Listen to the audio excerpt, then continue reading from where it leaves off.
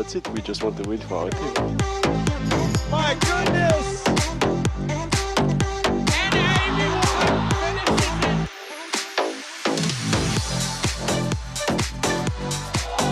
Yeah, we're just as good as the men, or better. It's a huge point for the Bay Area. Good chance that's the #1 highlight of the week.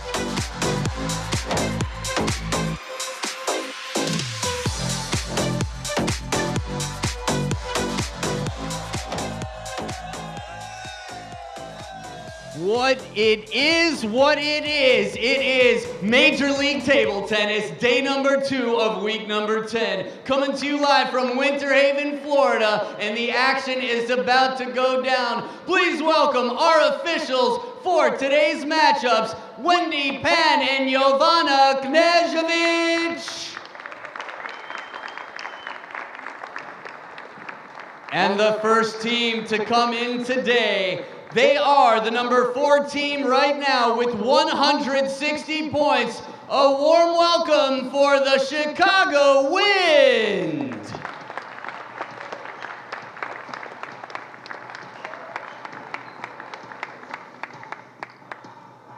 This is hilarious. They had my support, but they've supported Tim Long instead. We'll talk about it later. And their challengers in the number 3 spot. They've been doing a lot for the East Coast in the East Division. Make some noise for the number 3 team, Princeton Revolution!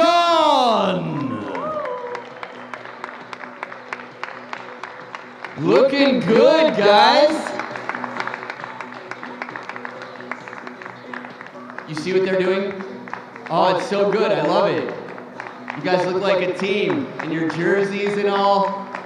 You guys must play for the league on a team. All right. So now that everybody is here, all the Warriors have entered the arena. It's time to shake some hands and slap some skins and let the games begin.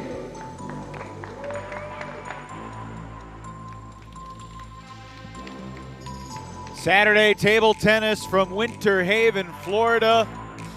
It's going to be a really important day of action in the inaugural MLTT season. We are at the Event Health Fieldhouse. It's the 5th meeting of the regular season between Chicago and Princeton. The previous 4 meetings have been split, 2 wins apiece.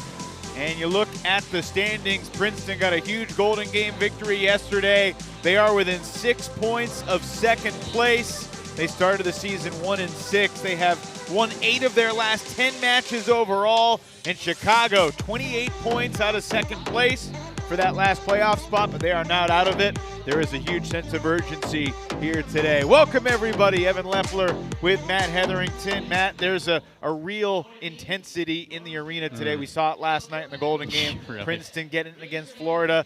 The Revolution want to stay hot, but this is do or die time for Chicago as well.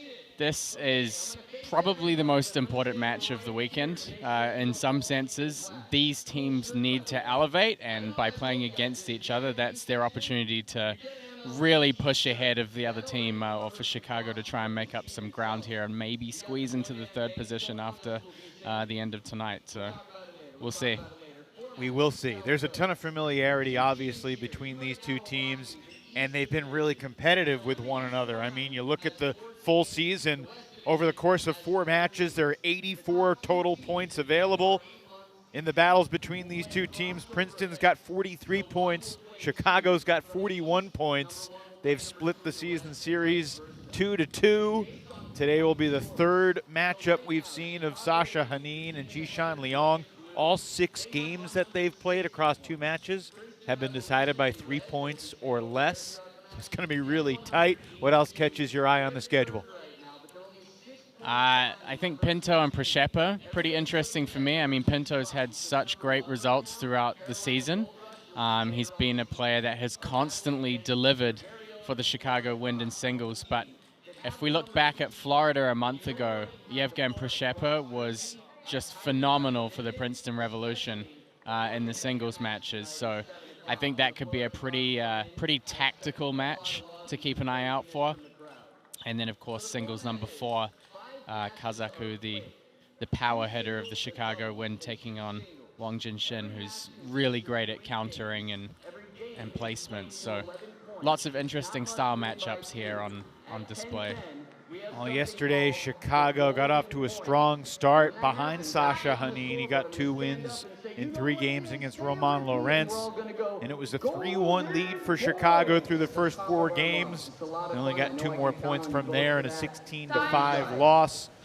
Princeton Revolution got off to a great start yesterday as well, courtesy of Jishan Liang, who swept Mark Duran 3 straight. And on the other Let's side see of the who table, can do it top lady in the today. United States by world ranking. Put your hands together for Jishan Chicago Liang. knows that over the next couple of days, opportunities against Princeton and Florida, they need to gain ground. Hanin serves to start.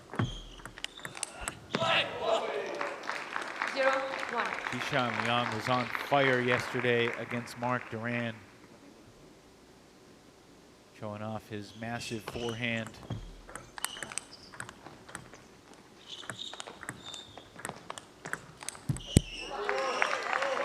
Into the net, and it's 1 point apiece.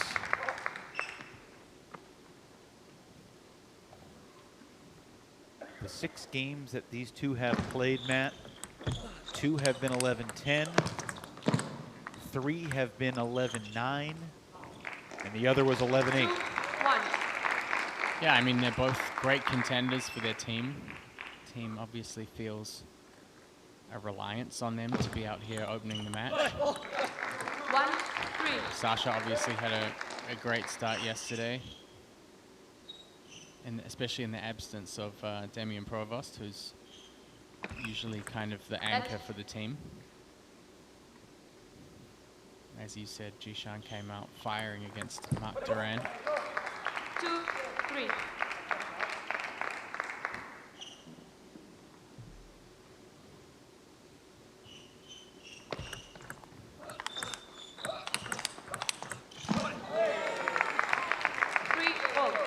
Three all through the opening 6 points. Hanin looking pretty aggressive out there. Scott Jishan playing a little more passive.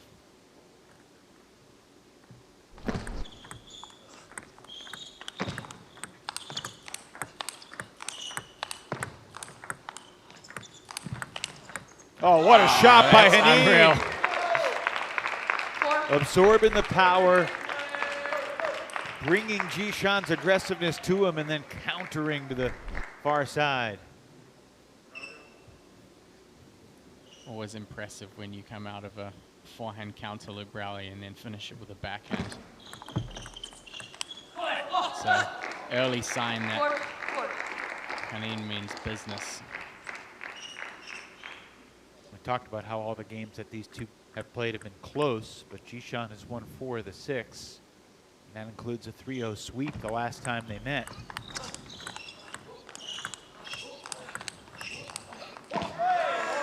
Not all 3-0 sweeps are equal. Jishan got the better of Hanin in November, 11-8, 11-9, 11-9.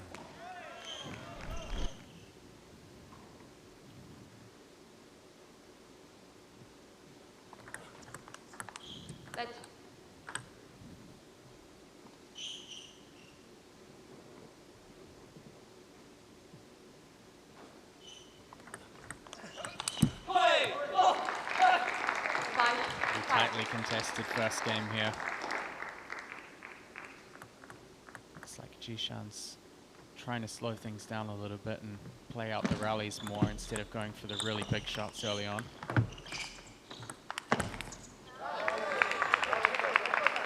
Does want to make sure that he's the player that takes the first initiative though. I think Sasha's really good at kind of compounding off that first shot into the rally. Can you elaborate what you mean by that? What do you mean by compounding off the first shot? I think if he gets the first ball into the rally with good pressure and he gets Jishan to block the first ball, he's been pretty effective at continuing the attack and kind of adding a little bit more pressure each ball at a time.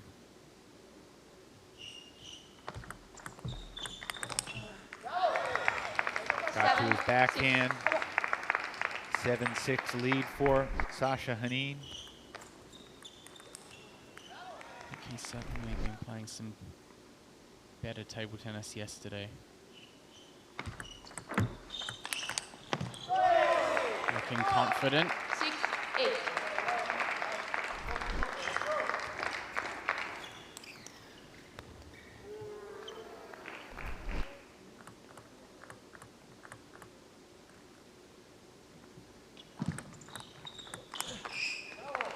Jishan over swinging on the big forehand. That's one he'll want back. And one that we're used to seeing him make. Let.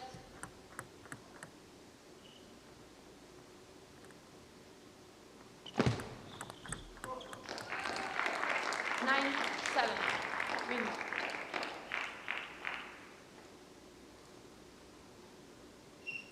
Obviously, every point matters. Princeton begins the day 6 points out of a playoff spot. Chicago 28 points out of a playoff spot. There are 5 matches left in regular season. So if you think about it from Chicago's perspective, you know, they basically need to run the table. You know, if they won each of their next 5 matches by on average of, you know, 6 points, 7 points, they won 14-7. Also worth noting that 2 of those 5 matches will be between the Crocs and the Gold Rush. So today it will be interesting to see in the 7 p.m. match tonight how the Crocs fare against Carolina, whether they can pick up some points to put on the board. Florida got 2 wins over Carolina September and October, but since then Carolina's had Florida's number.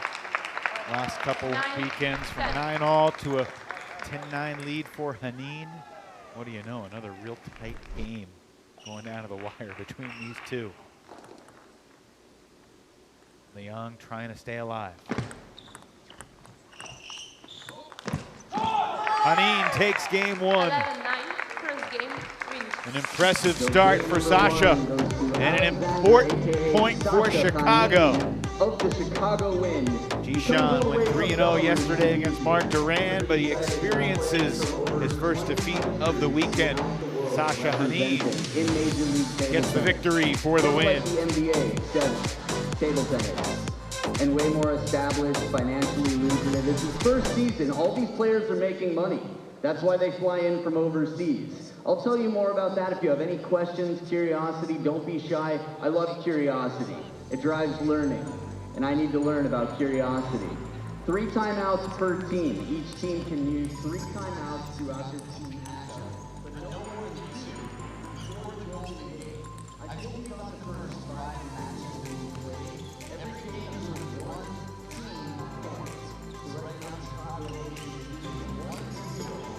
Now that first 15 points, if it's a 9-3 split after the first 5 matches, the goal. Matt Hetherington, what do you like about Sasha Hanin's performance in that opening game? I think the confidence that he's putting into his shots, we don't see any real hesitance from him. He's committing to all of his attacking shots, which is really important for the quality, the shot quality. And I think also just working really hard to create the opportunities to get into the rally first. I think we've seen him being the attacking player more in the rally. Certainly capitalizing off it too.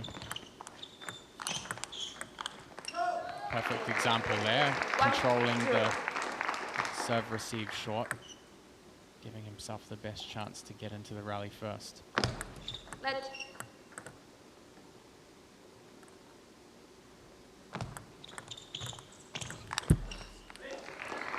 It's Leong who takes the first 2 points of the second game.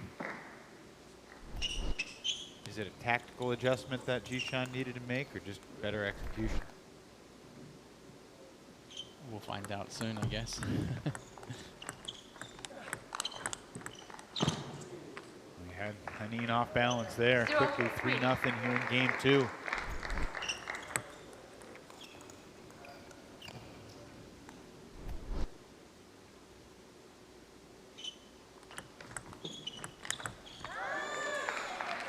It's been an interesting last 18 or so hours for me, Matt.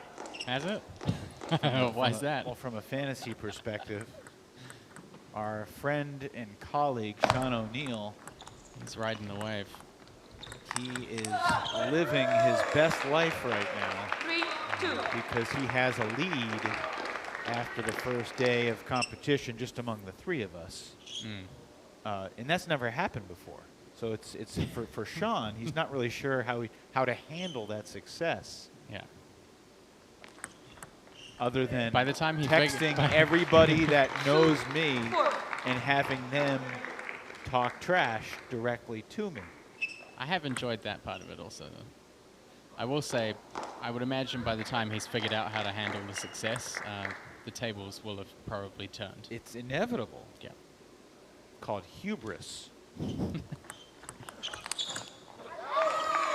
But it was funny. I was walking into the arena earlier today, and Angela Guan, who's the nicest person in the world, who's never talked trash to anyone in her life, comes up to me and says, "Sean wants to know how's the fantasy going."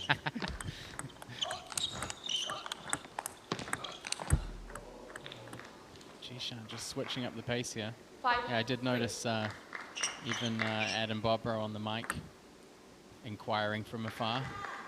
Yep. I like how it's been directed at you, though.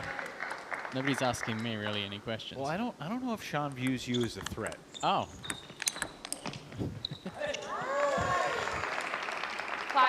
He should. I agree. Yeah.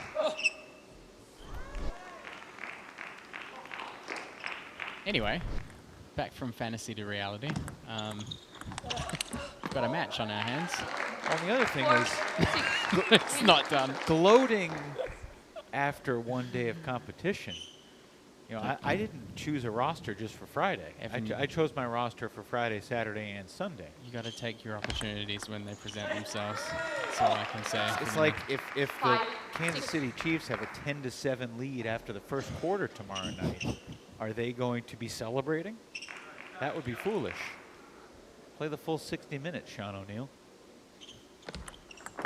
All right, now back to the action. Jishan Leon ripping the forehand to take a 7-5 lead.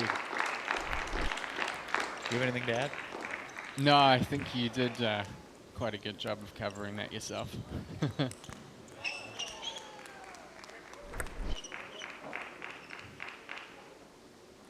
I do credit Sean for remembering to submit his lineup this weekend. Yeah. That is really... Yeah, that's important. It starts somewhere. 7-6. Notice how I'm saying all these things. I won't have to deal with Sean 2 weeks from now in Seattle. That'll be your responsibility and honor. It's okay. I'm well practiced. 7. So Sasha Henin ties things up here in game 2. 7 points each.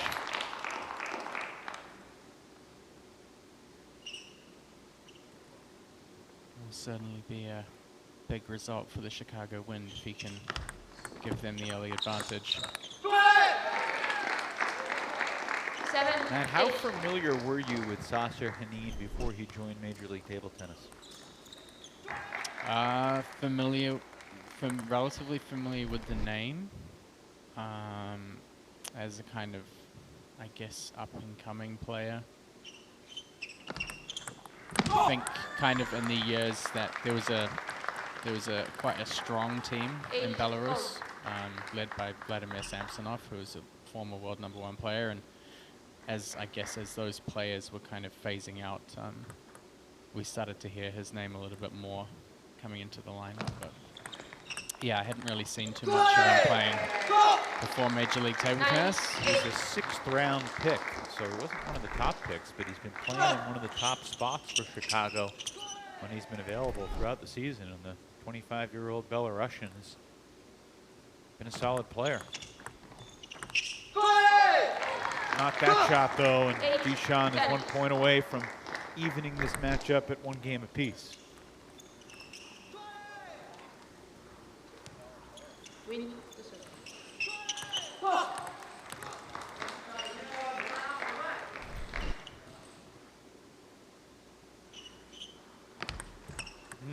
Service error to finish that second game. You It goes Jishan's way. Another one decided by 3 points or less. It's 8 straight games between these two that have all been decided by 11-10, 11-9, or 11-8 scores. See what happens in game 3.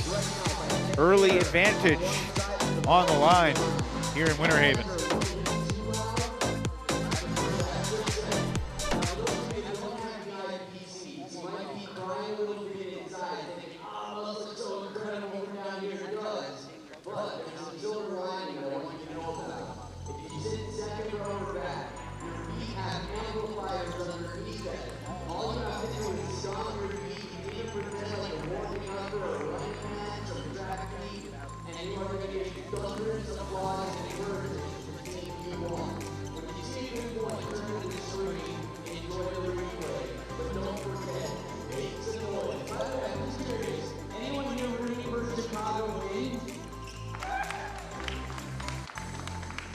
You excited about that, team owners? You guys still deciding who you're rooting for? Okay, anyone here rooting for Haneen takes game 1, 11-9. Liang responds in game 2, 11-8. One more race to 11 between these two top players. We saw Jishan play doubles yesterday. He will only play singles in today's match. Yevgen Prishepa gets the honor of playing doubles with Angela Guan, along with playing singles against Daniele Pinto. Big hitting from the backcourt. Jishan outlasts Haneen in that battle.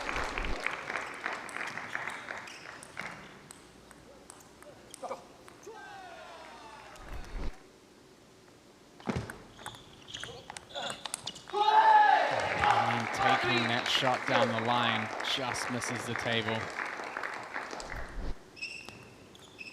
Certainly the right placement for it. Now, over the course of the full season, Matt, about 50% of all games have been decided by 3 points or less. All 8 games between Haneen and Liang have been decided by 3 points or less, which is to say we are due for a lopsided result. And maybe it's coming right here with Jishan in front 4-zip. You can interpret that stat either way. You could say that the trend's going to continue. That's like saying, that's like trying to, you know how they have on a roulette wheel the previous rounds? You're saying that I'm embracing the gambler's fallacy right now? Yeah, it's possible. You might be right, which is why I don't actually gamble.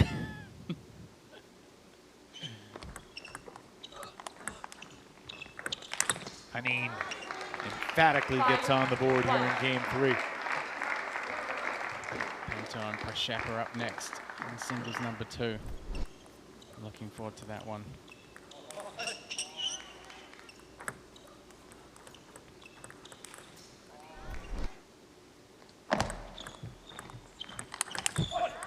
Big confidence here from Chicago win player.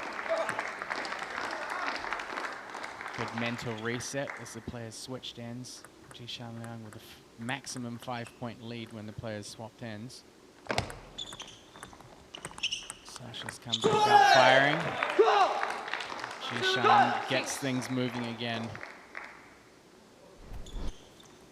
You can see both players making a lot of effort to keep the ball short on the serve receive.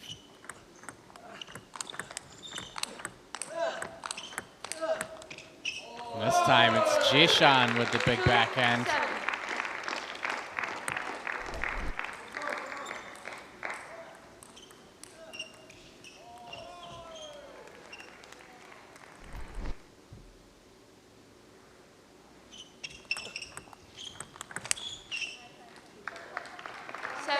Haneen trying to stay within striking distance. Still a steep hill to climb. Serve goes back to Liang.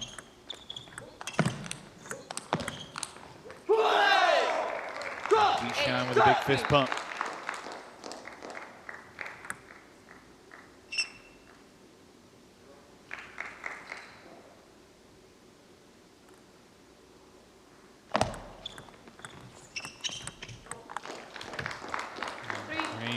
for the redrop.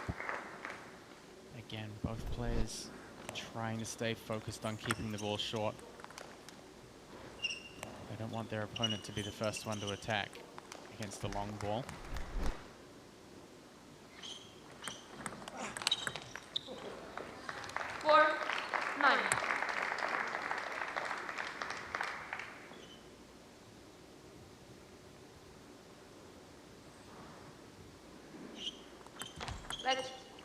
You know, Matt, one of the big trends that we saw yesterday was a player winning the first game, but losing games 2 and 3. We saw that 6 times in 10 team matches yesterday. And this would be number 7 out of 11. Jishan can finish us off. I think it kind of goes to show that no one can afford to have a slow start here in this weekend of matches. 10-5. 10-5.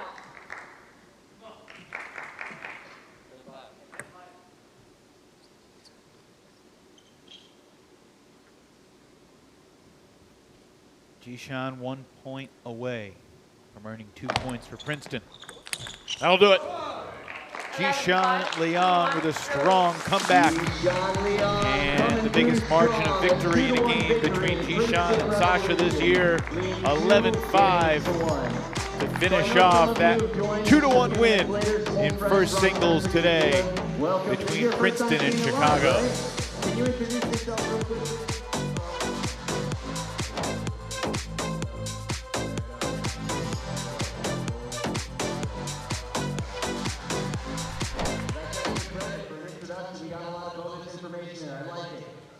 Well, the owners of the Princeton Revolution looking relaxed. It helps when their #1 singles player takes care of business like Jishan Liang just did. Jishan, congratulations. You lost game 1. How did you reset yourself to take care of business in games 2 and 3? Yeah, actually in beginning, before the warm-up, I was not feeling really good. So I was like really out of match. So I tried to sit down there and try to relax. And first game, I even feel like I played good because I can try to focus. And after I get the game feeling of second game and third game, I can play my match. And yesterday you talked a little bit about your serve game. I know in previous matches you'd started to experiment with some new serves, but yesterday you were saying, you know, sometimes you're changing things too much. This match you tended to keep things a little bit more simple, kind of backspin, plain, no spin. Is that something that you're trying to carry throughout this weekend? Actually, no. Actually, today also I tried to serve side spin. I tried to use more backhand and not like only forehand, because the side spin serve and I can use after serve, I can use forehand and backhand. So this is like my no choice. Yeah, I have to serve and I have to use more forehand, more aggressive. They get nervous, I get more opportunity. Jishan is the only player in the league whose wife is also a player in the league. Here on February 10th, I got to ask, any big Valentine's Day plans coming up for you and Hong? Yeah. Usually, if I stay at home, yes, but I'm going to go on Monday. We're going to World Championships, so we're going to Korea, so I won't be at home. But, yeah, I don't know. No plan so far. Well, you got 4 more days to think of something. Okay. Thanks for the time, Jishan. Well done. Evan trying to get all the secrets spilled here on the live stream. It's part of the job, Matt. Part of the job. I would Pinto say there's an 80% chance that she's watching this right now as well. 80%, huh? Scouting for tomorrow, perhaps. Maybe. We will see Princeton versus Carolina tomorrow in the early match, 11 a.m. Eastern. Yevgen Prishepa did not play yesterday. Neither did Daniele Pinto. It's always surprising to see a Princeton lineup without Prishepa or a Chicago lineup without Pinto, because these guys have been so successful when they have been in the lineup. But they are part of that CD contingent. Each of those guys gets to sit, or has to sit, one game, one match over the course of the weekend, and that catches the edge. 4-0. Shepa points to recognize it, but it's a 4-0 lead here in game 1.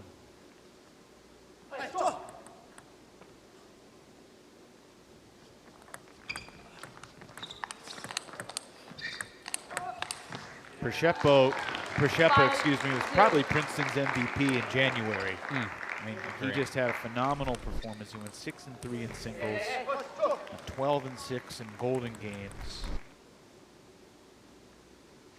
Arguably his best weekend overall. He also played a couple doubles matches, splitting 6 games in doubles with Angela.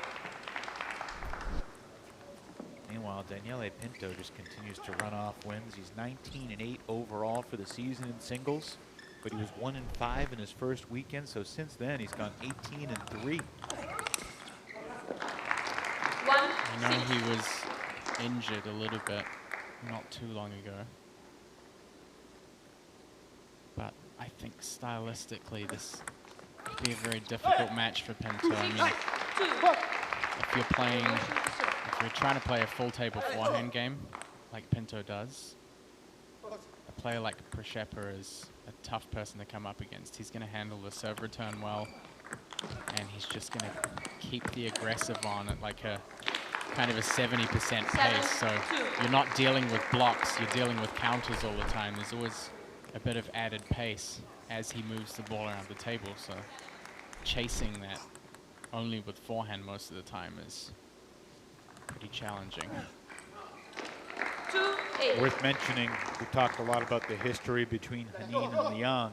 This is the first time that Pinto and Prushepa have seen each other across the table in MLTT in a match.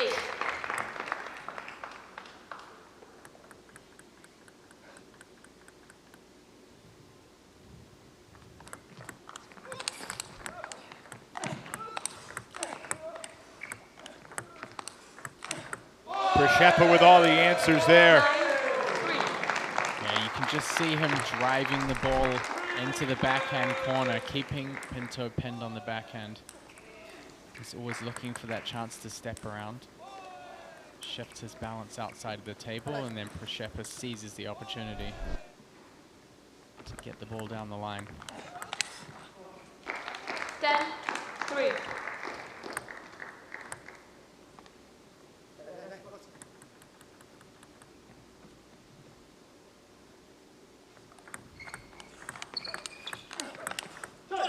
This time Pinto well prepared for that ball. Gets it out even wider to Prushepa's forehand.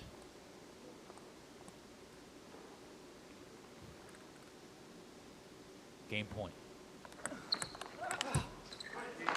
11-4 as Prushepa takes game one in convincing fashion. Strong start to the weekend for the Ukrainian as Prushepa got off to the great start and really never looked back. Princeton takes a 3-1 lead.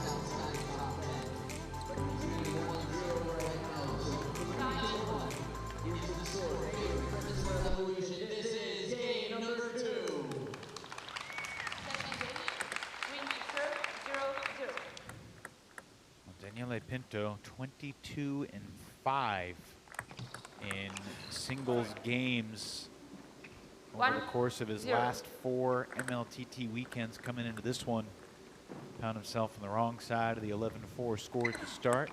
Caught the edge on the first ball in game 2. And there's a 2-0 lead for Daniele. 0-2. Making those forehands count. You can see him covering the table better with the backhand already. 1-2.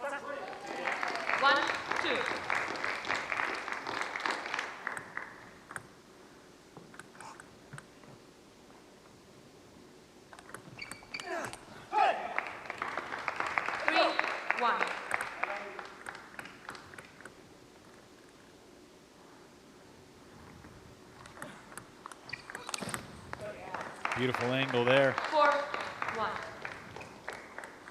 He's going to have to play some wide angles, take a bit more risk.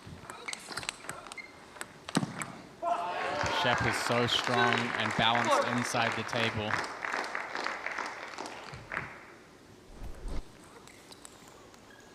And obviously a lot of people are looking forward to championship weekend. Teams are trying to qualify. Logistics are being organized. Just announced this past week that championship weekend will be in Chicago, the last weekend in April. The semis will be on Saturday, April 27th. The championship will be on Sunday, April 28th. Przeppa catching an edge there to help himself out. And there has been a little bit of conversation about should there be a format change at championship weekend in terms of determining the winner, because it's not going to be about necessarily the number of points you get accumulating over the season. It's just about winning, surviving, and advancing. And there is a scenario where someone can reach 11 points before the Golden Game. And should there be a change to the format to make sure you have the Golden Game included, or is that just part of where we are? And I think this is an undecided situation right now. Curious if you have any thoughts on what Major League Table Tennis should do. Well, there's $100 grand on the line, so definitely something worth consideration, that's for sure. Yeah, I think everything has to count in some way. Whether the Golden Game is a kind of bonus point and the win overall is a point, that could potentially be meaningful. But one suggestion that I've heard is the Golden Game will determine the winner no matter what, but you could have a 7-0 lead at the start of it or a 9-0 lead at the start of it, whereas they have capped that lead during the season. All right, so yeah, remove the cap, that could work.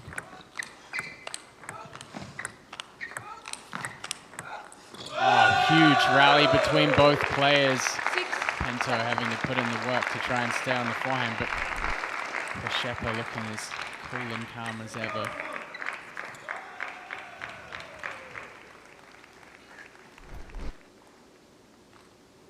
Celebrating the victory on that big exchange.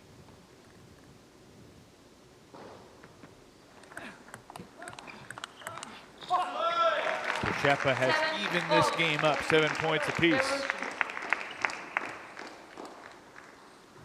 Just playing corner to corner.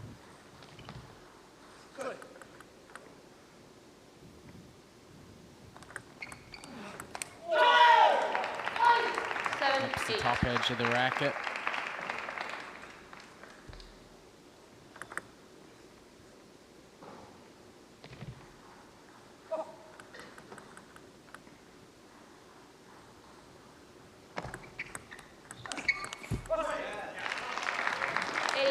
Pinto stops a little short on that counter.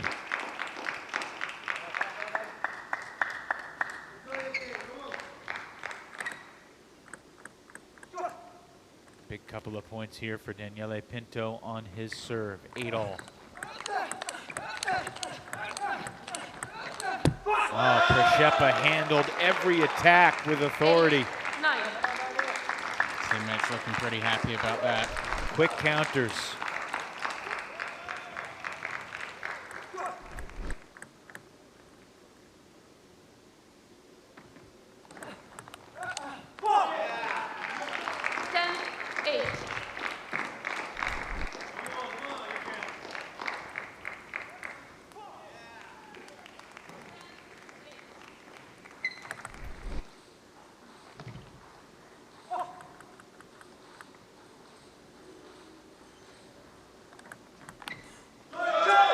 Yevgen Przeppa comes back and takes game 2. Princeton now in front 4-1. Pinto looking for that advantage there as he came in and tried to get the rally started with a forehand flick. Misses the end of the table.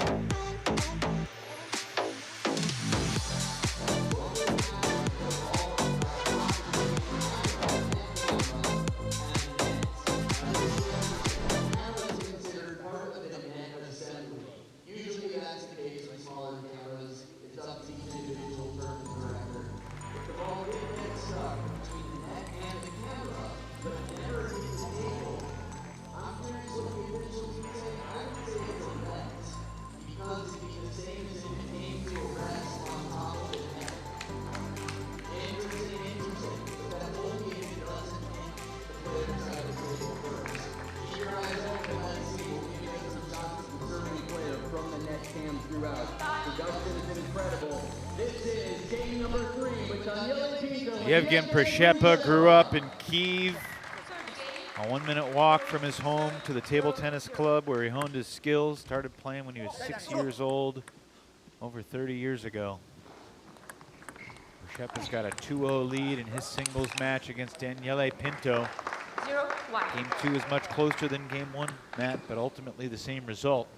Prishepa in control here. 2-0. It's pretty clear throughout the first 2 games that Prishepa's generally in control of the rallies. He's got a very high consistency rate. Great placement. 2-1. Obviously, the Florida Crocs play later tonight. They started today with a 6-point lead over Princeton. The second place position in the East. 3. As of this exact moment, Princeton adding 4 points out of the first 5 chances. Only a 2-point gap. Pinto punishes the long serve.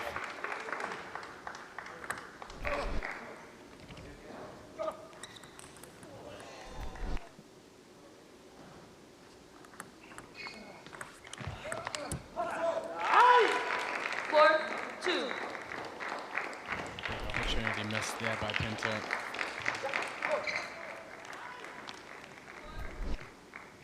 Meant to ask you this coming into today. Who would you view as the favorite between Florida and Princeton to make the playoffs right now? While thinking that Florida has a 6-point lead with 5 team matches left, but Princeton has won 4 to 5 matchups against Florida, and Princeton has won 8 of their last 10 matchups overall, so clearly they are trending upward. Is that enough for you to think that they are the favorite right now in the East to join Carolina? Yeah, I mean, 6 points, as you said. I mean, things are kind of closing in right now, even. It's going to depend a lot on how Florida performs tonight against Carolina, whether they can make an impact there. But I think Princeton definitely have momentum behind them. I think the Crocs have struggled to capture points. They've struggled to capture results. They certainly have the team members. They have the potential. They've shown that they can win before, but I think as the other teams have gotten used to strategizing and choosing the order and playing the golden game, the gap certainly closed a lot between a team that was at one point first in the league.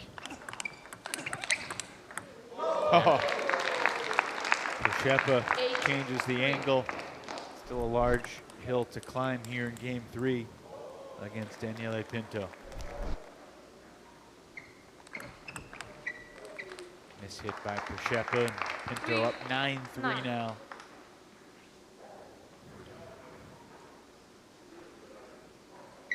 We go into the doubles 4-2. There's obviously an important stretch ahead. 3-10.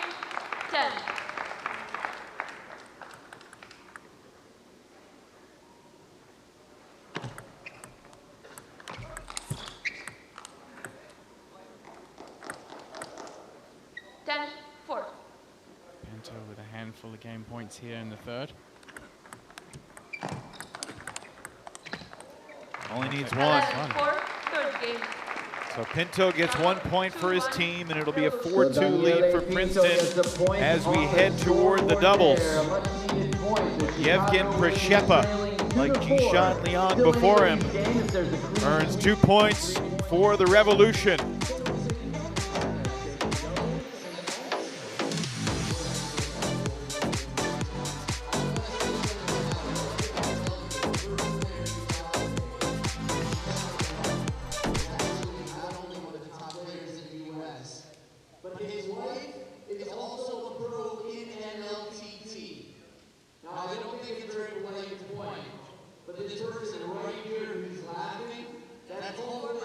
She's one of the top players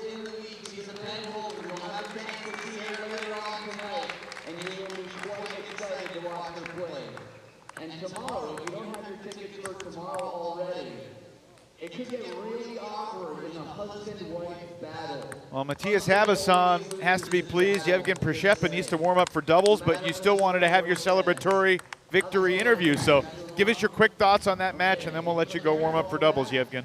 I'm happy to win, as always. We had many beautiful rallies, actually, and I enjoyed the game this time.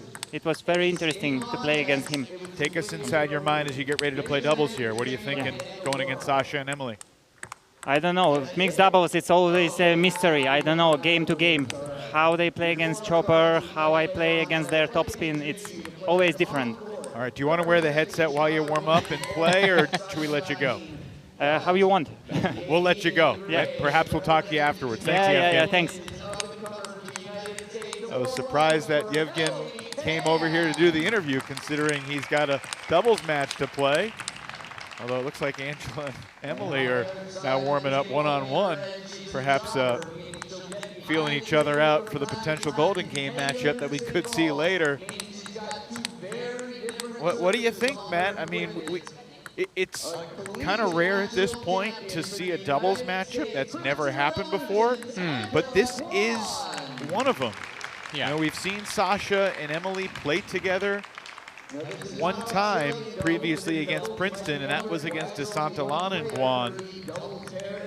You know, this will be the second time that Prishepa and Guan have played together against Chicago, but that was against Kazaku and Tan. So Emily and Angela are very familiar with one another, but they've had different partners throughout the season as both these teams have tried to find that right doubles dynamic. The players as they shuffle in and out, and the umpires will stand because a serve must be from the right side of the table on the diagonal. In doubles and only doubles does that white line in the middle mean anything. This is the doubles match. Sasha Hanine will serve first. He'll be serving to Yevgen Prishepa. First game. Win to serve, 0-0. First point of the match, and Angela Guan gets in with the forehand loop. She was hitting it in warm-ups. Why not hit it in the game?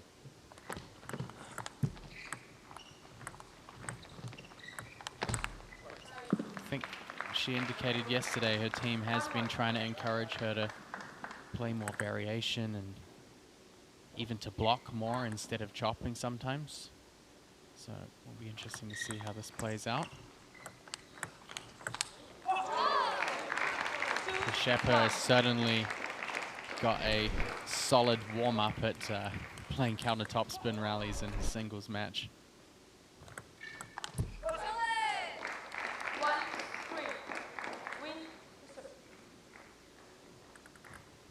Man, if you had a singles match and then a doubles match right afterwards, would you like to have a little bit more of a break, or would you rather stay warm and go right into it? Dive straight in. I think after you've played a higher number of quite intense matches, maybe you'd need a little bit more of a break, but I think in the kind of quick, intense format of MLTT, it's kind of ride the wave while you're still warm.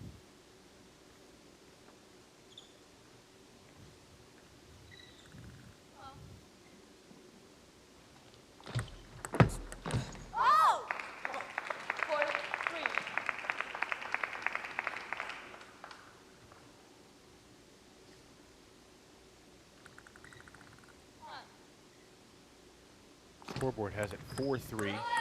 Now it's 5-3. Clairvoyant score bug. It's 1 point ahead.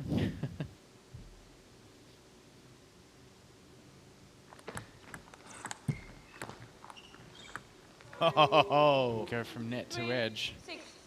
The universe balances out. Yep.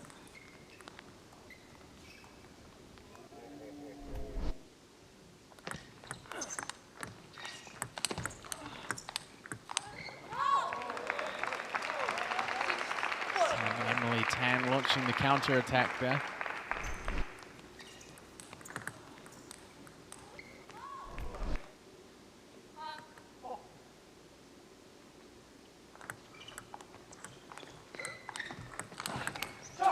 big backhand from Przyczepa. Blistering.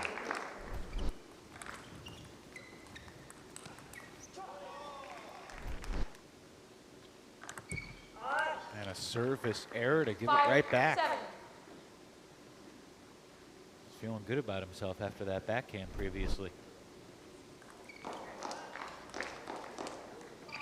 Can be more difficult to serve long, fast in doubles because something you don't do as often, but also serving that angle cross court can be tough as well. 5-8.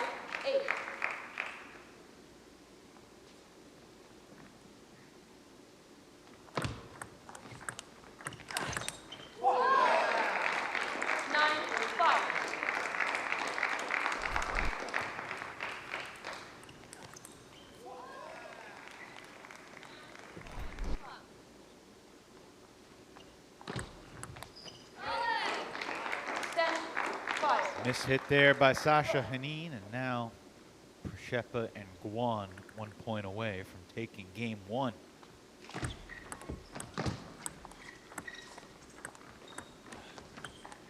And the Revolution are back up by 3 points again, where it counts. Princeton began the day 6 games behind Florida for a playoff spot. They've got 5 points on the board in the first 7 games we've played. 11-5, game 1 win in doubles for the Revolution.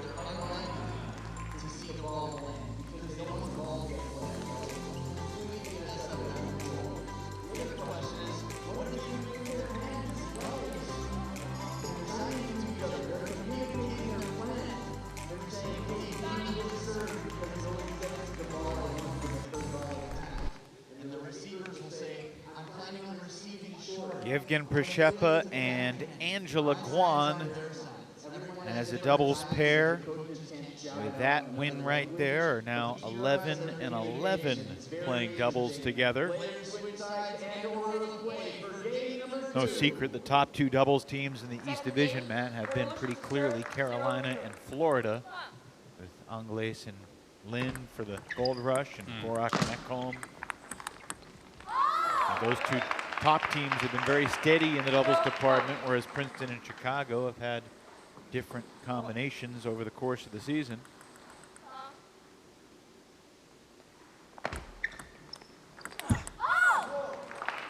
Przyczepa a little off with the backhand counter timing there.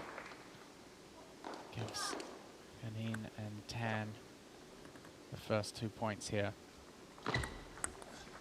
Do you foresee Chicago have a different advantage here in game 2 with the order? Yeah, I think it will definitely help them that Sasha can play a little bit more aggressively into Angela. I think Przyczepa handled Sasha's attacking game pretty well in the first game.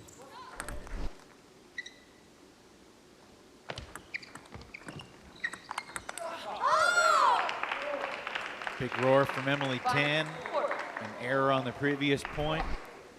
Did not change her mindset, coming out swinging. 4-1 lead for Chicago.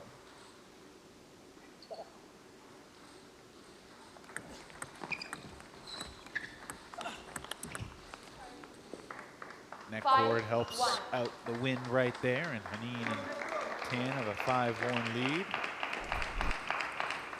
Matt, we are coming up upon an MLTT milestone that I'm sure you're not thinking about.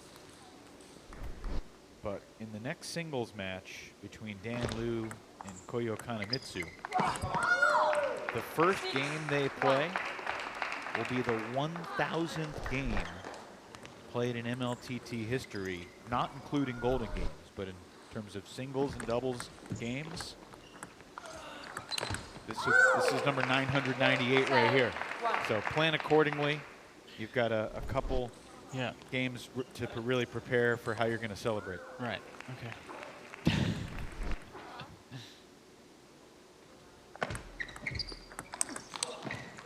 It's always interesting when you sit here and kind of do things game by game. You don't realize how much, how many games you've actually sat through. Can you believe that? We're almost at 1,000 games. 1,000 games is a lot. 1,000 games to 11. About 15% of them have been decided by one. About 75% of them have been decided by 5 points or less. Does that sound about right to you? Does that surprise you? 7-4. So only... Evan, as far as I'm concerned, when it comes to statistics, if it comes out of your mouth, then it's probably true. So. Well, I'm not saying it's not true. I'm asking, you know, we have this data set now, about 1,000 games.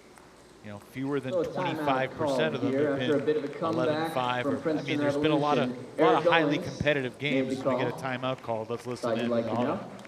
Other fun facts here. Emily Tan will be representing most of the balls, because if you can't shoot that short after, I cannot attack. I give for him. at the World Championships.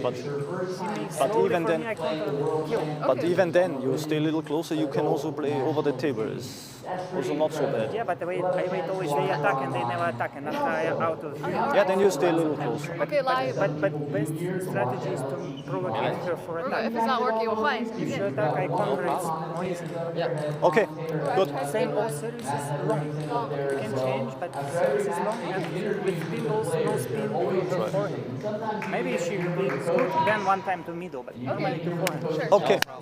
Just try for bump. Remind me to tell you about Angela's equipment later after this game. Back from the timeout, it is. So out of the timeout, Hamid and Tan have the 3-point lead. Pershepa and Guan took game 1, 11-5. 7-4. Win to serve.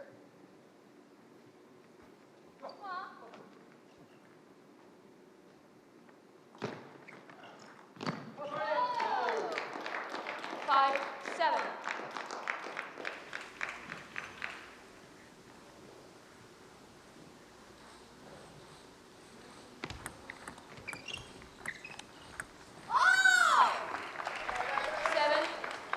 A roar and then an apology there from Tan. That was on the front edge of the white line. That wasn't really a true edge ball, it didn't look like. My eyes could have deceived me. 9-5. Couple of big points there from Emily Tan, and no better time for them as well.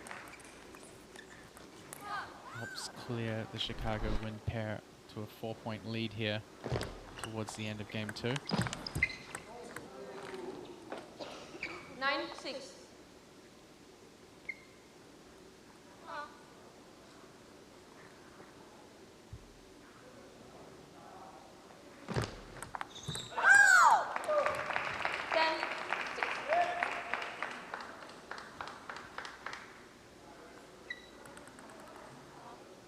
Game points.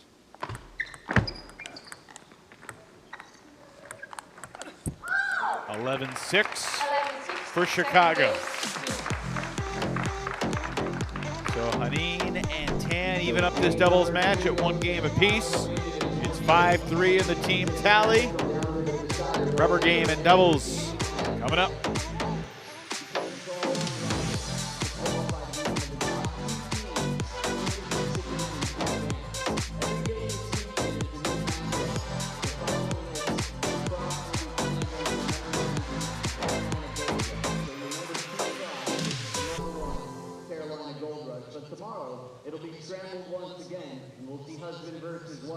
Princeton Revolution versus Carolina Gold Rush. Thank you for reminding me.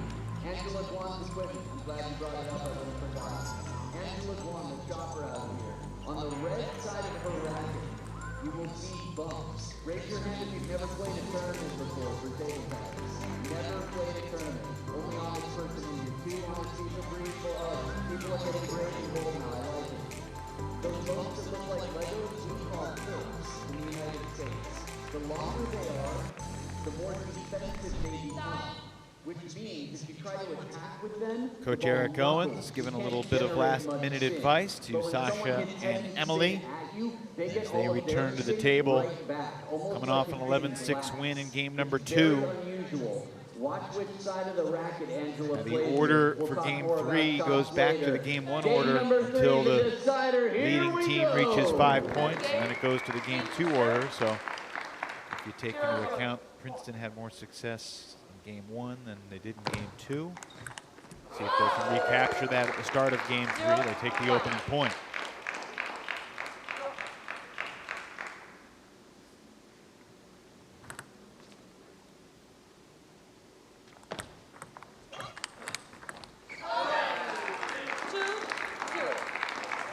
Face palm moment there from Haneen.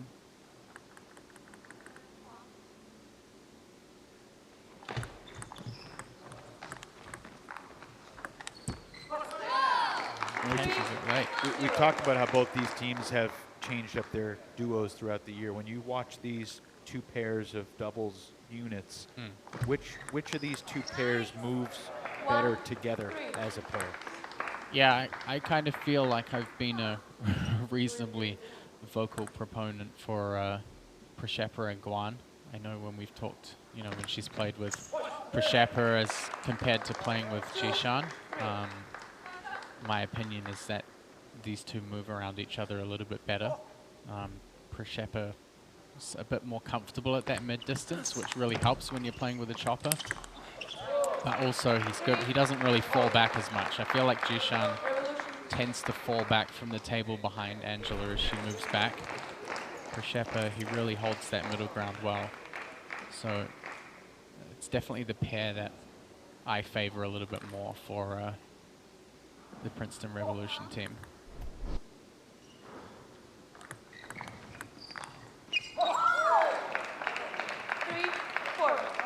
Chicago with its first lead here in game 3.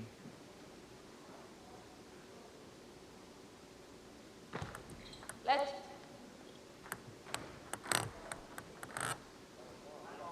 Timeout, Revolution. Interesting.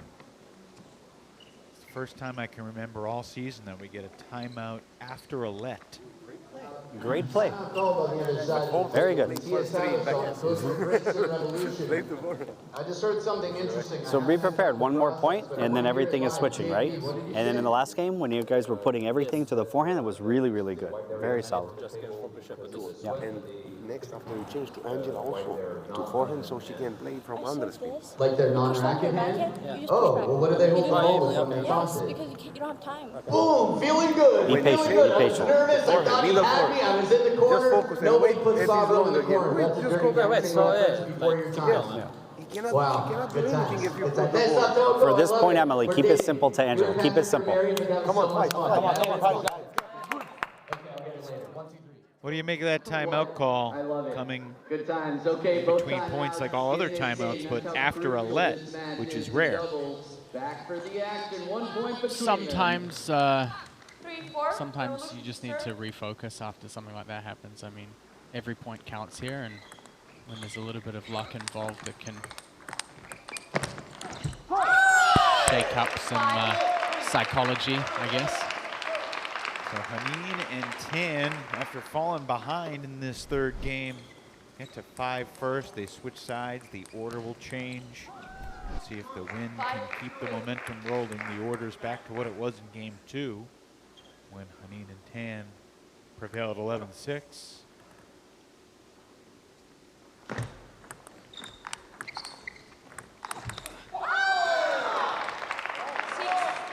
Chicago wind duo really stepping things up here. Chicago can finish this off. This will be the 8th time in 13 matches so far this weekend that either a singles player or a doubles team lost the first game, but came back to win games 2 and 3. Which I don't have numbers on, I apologize, but I can tell you anecdotally, feels a little unusual.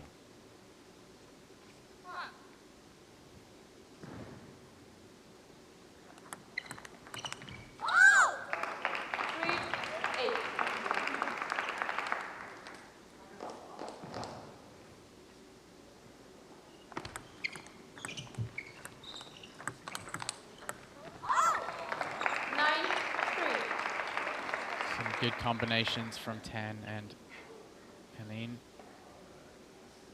Emily's looking pretty confident against the defensive side from Angela. Helene just trying to control the table more. And they set up game point here in game 3. Impressive turnaround from Sasha Hanine and Emily Tan. 4-10. Serve goes back to Guan. They have a lot of work to do. And that is how it will end. 11-4 in game 3 for Sasha Hanine and Emily Tan. And it's the win that take 2 out of 3 in the doubles to bring this team tally a little bit tighter. Princeton leads 5-4, the 1,000th game in MLTT history coming up next.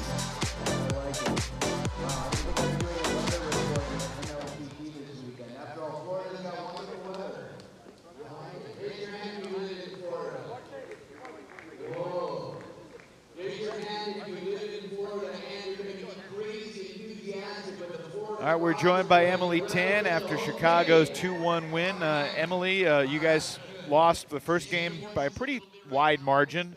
What changed in games 2 and 3 for you and Sasha?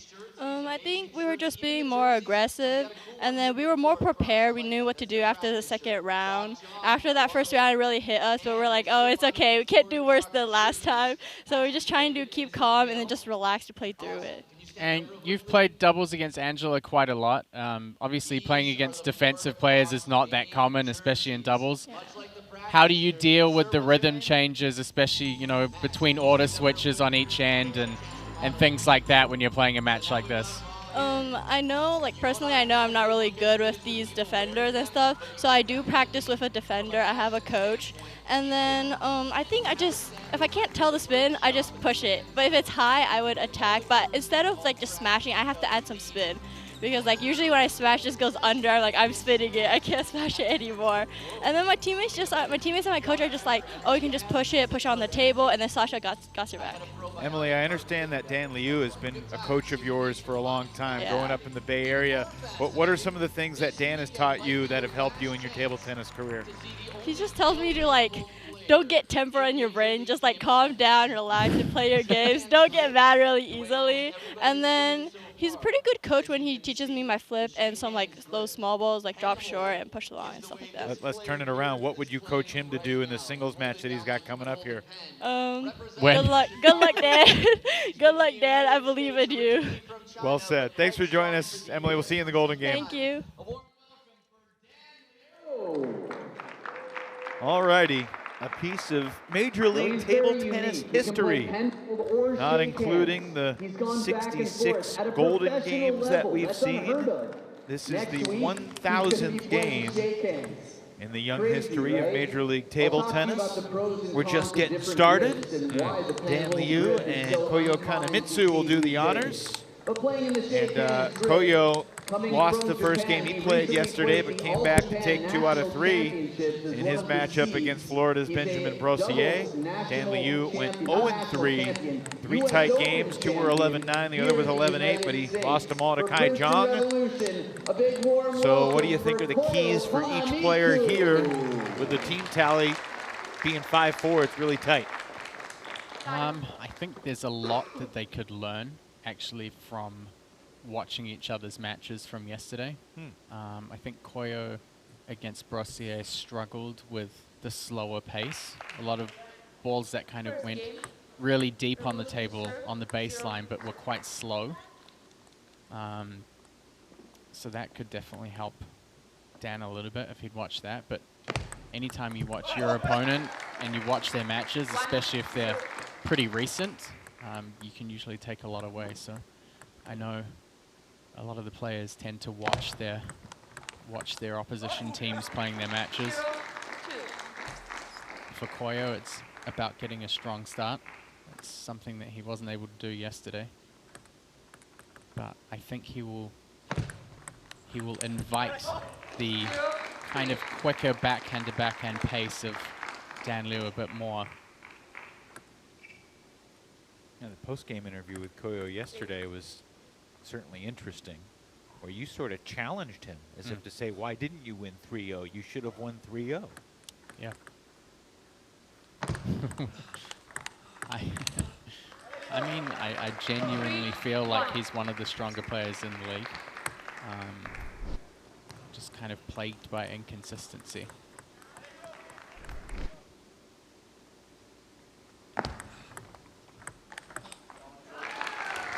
A good glimpse of those skills right there. Third ball attack with power.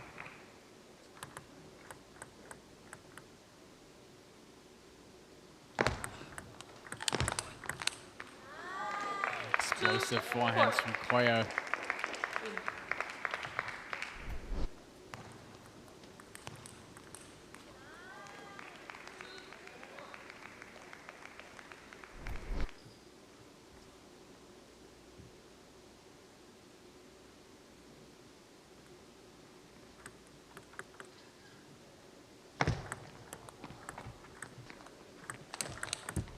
And Dan Liu puts the ball straight into the elbow. When you have such a small amount of time to react to different shots or to prepare for different shots, it can be really hard to get the pinpoint accuracy you need. Heavy hitting from both players there.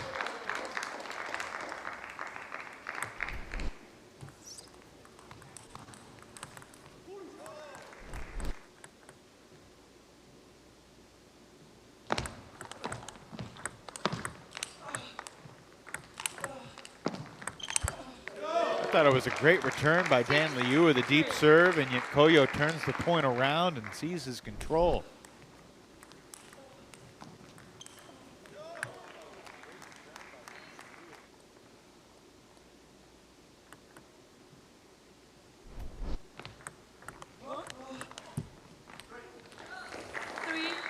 Seven. 7-3 lead here. Koyo Kanemitsu looks pretty locked in.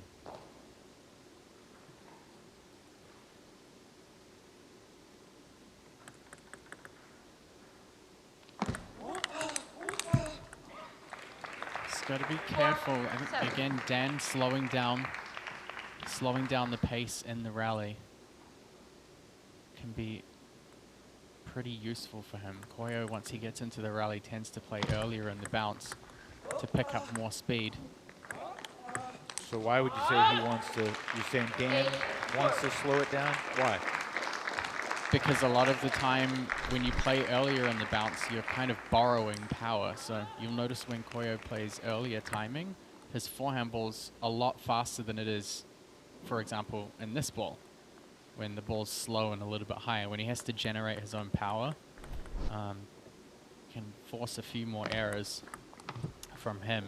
And again, as I said, with Brossier yesterday, the slow deep ball caused Koyo a lot of problems, particularly in the first game.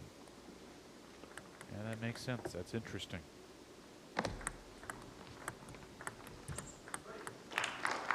Four. Right now, Koyo Kanemitsu 10-4. At least 6 game points here. It'll only take one. 11-4. And Kanemitsu rolls 11-4.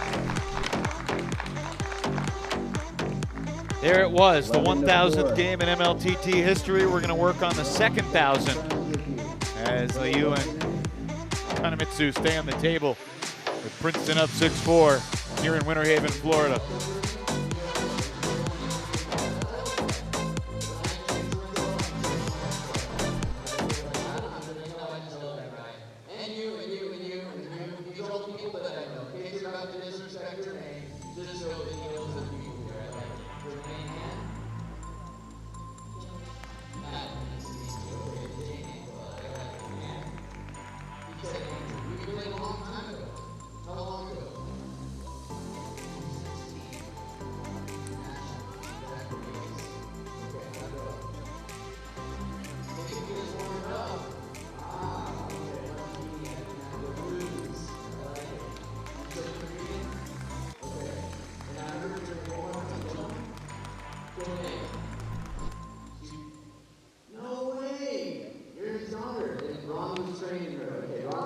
For a lot of fans in attendance, this might be their first time seeing table tennis at this level.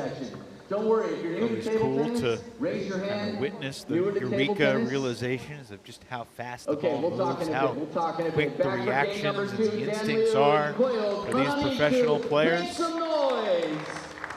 See the Chicago owners here in the house. Again, they've started to show up regularly for the team. And Dan Liu wins this battle of the backhands to open game 2. Gets a little help from the net. Sure did.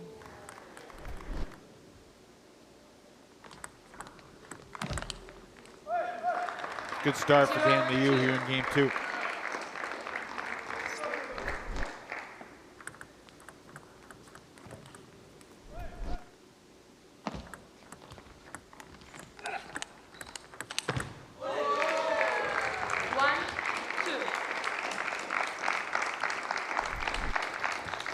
Great execution from Koyo.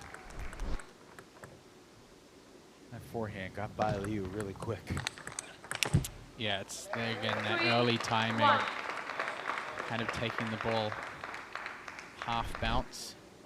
It's a little risky when it comes to trajectories over the net, but you can pick up a lot of acceleration, take away a lot of time from your opponent as well.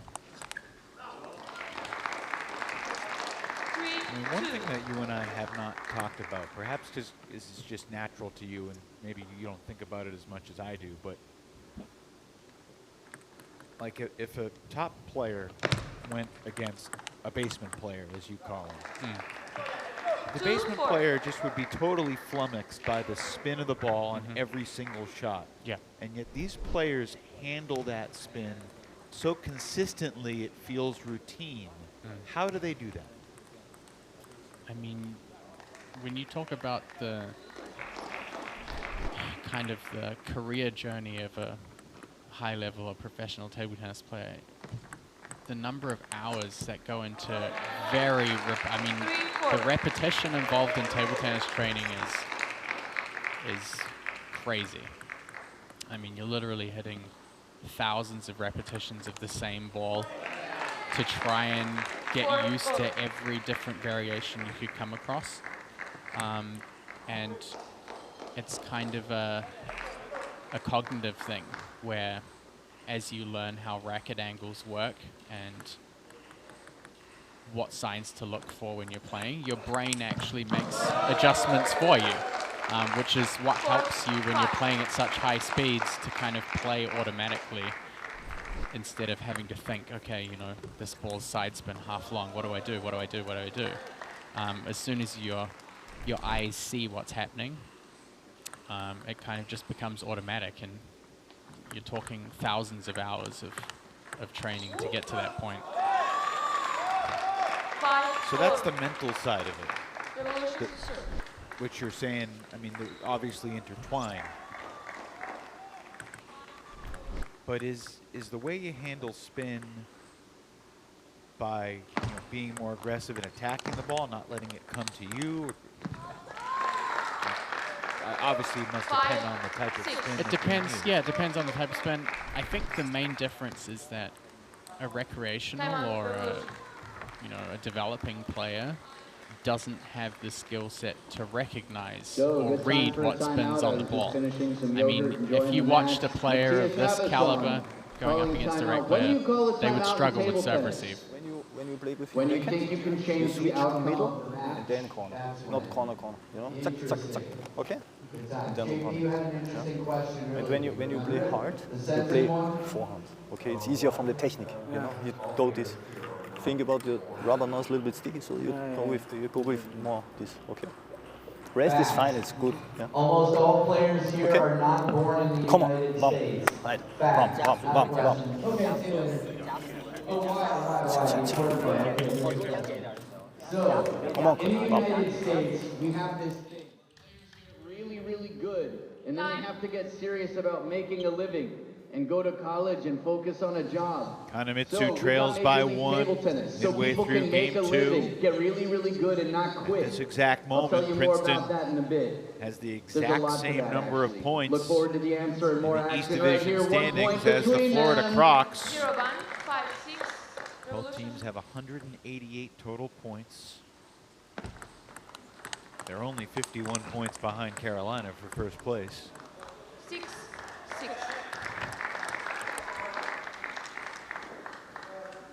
Don't think that either's going to catch the gold rush, but they don't need to catch the gold rush. They need to catch the silver rush right now.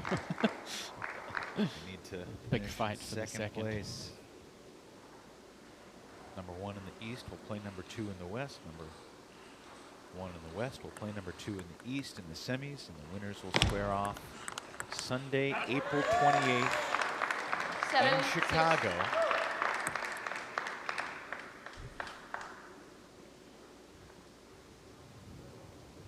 If the Wind are going to be competing that weekend, they need to turn on their top gear quickly. 7-4. 7-all here in game 2. Of course, Florida has not played yet today. They'll take on Carolina later tonight. Koyo picking up the ball a little bit late. Such a hard shot.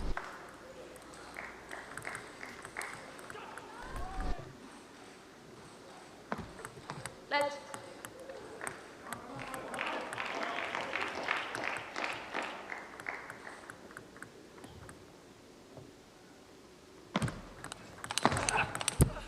And Dan Liu with the forehand counter. That's a pretty strong message at this stage of game 2. It's ready to go toe-to-toe with Koyo on the forehand side.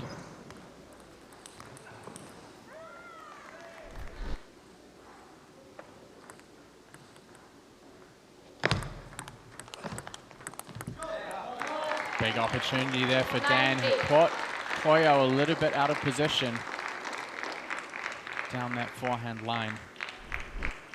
Not able to capitalize.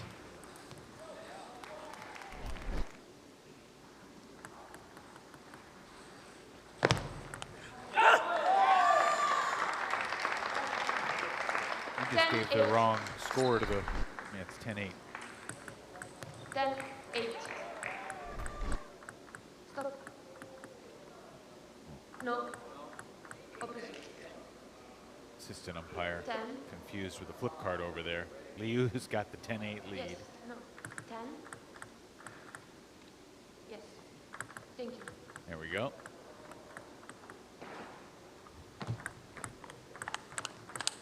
And Dan Liu earns a huge point for Chicago there.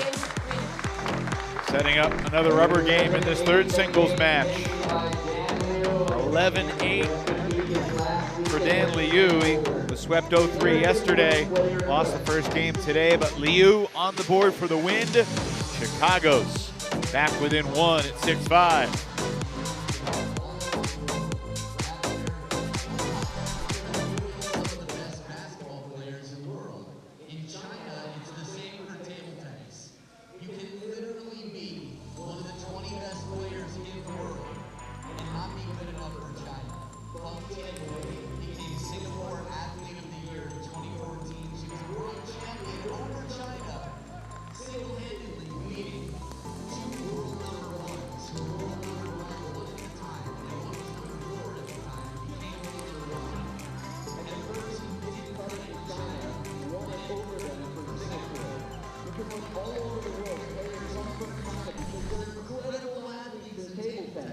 And they can play the Olympics. What'd you like about Dan anywhere Liu's outside of second China. game there, Matt? So, the United States is working in a league like this just on our home soil. is committing growing to his athletes, shots is more. improving athletes, and giving Definitely them a stepped reason up to on the stay with forehand sport. side.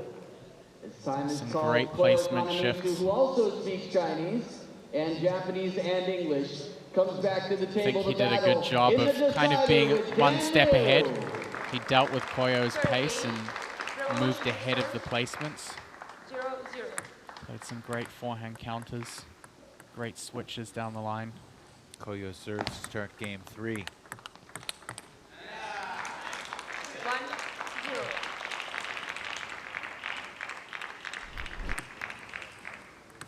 When you're playing, do you always want to serve first? Me personally, yes. A lot of people think about who would serve last. They'll kind of go forward in their heads, thinking like, you know, who's gonna, how do I make sure that I'm serving first if it's, you know, 10-10 in the 5th game or 10-10 in the 7th, but, you know, why would you plan to be 10-10 in the 7th? I want to win 4-0.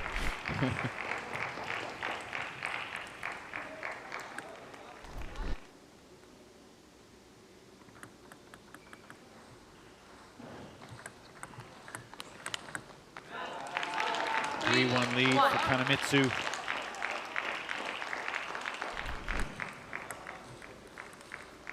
Mentioned the season series between these two teams was dead even. They've met 4 times previously. Each team has won 2 matches against the other. Kanamitsu makes it a 4-1 lead here in game 3. Both of Princeton's wins, Matt, were 15-6. Chicago won 15-6 and 14-7. So we've not seen a Golden Game comeback in any of the battles between Princeton and Chicago. And we have not seen a Golden Game come back in a while. Not since Chicago did it against Carolina the first day of the Broward County event in early January. After yesterday, 13 consecutive Golden Games have been won by the team that was leading going into it. 2-4.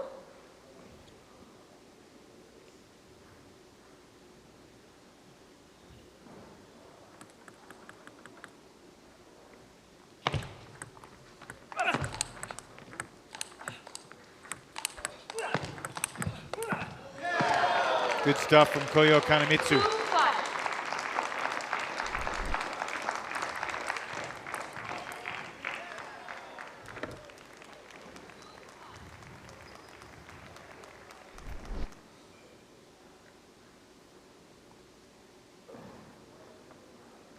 Hazaku and Wong in the 4th singles spot still to come.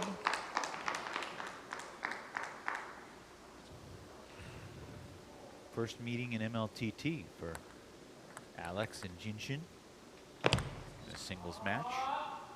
Not a great way to start this second half for Dan Liu. Missed long serve. Yeah, that stings. Nice handling of that deep serve again.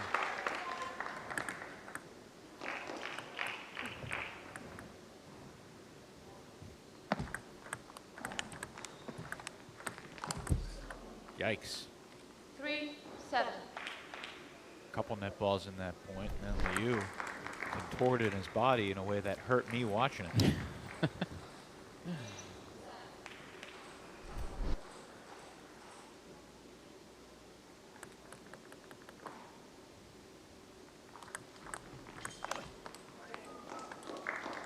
So he's getting away from Liu here in the 3rd game.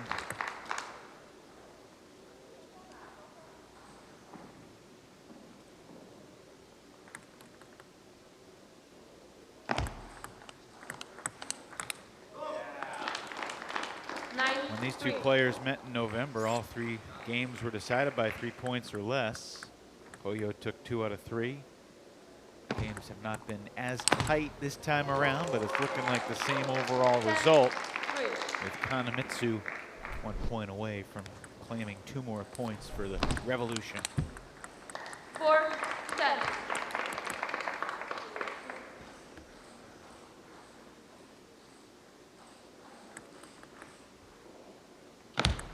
Let's.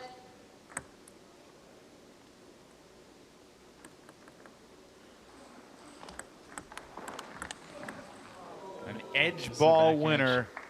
Tough way for Dan Liu to have to walk away from the table.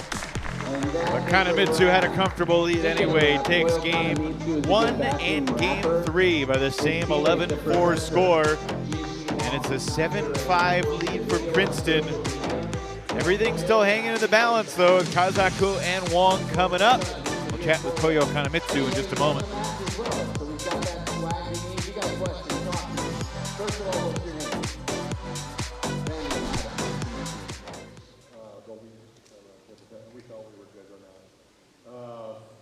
As promised, Koyo Kanemitsu has put the headset on. Koyo, for the second straight day, you get 2 points for your team.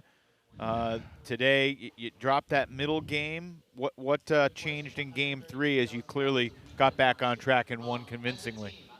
Yeah, because I start very well at the first game. In the second game, I want to be more aggressive.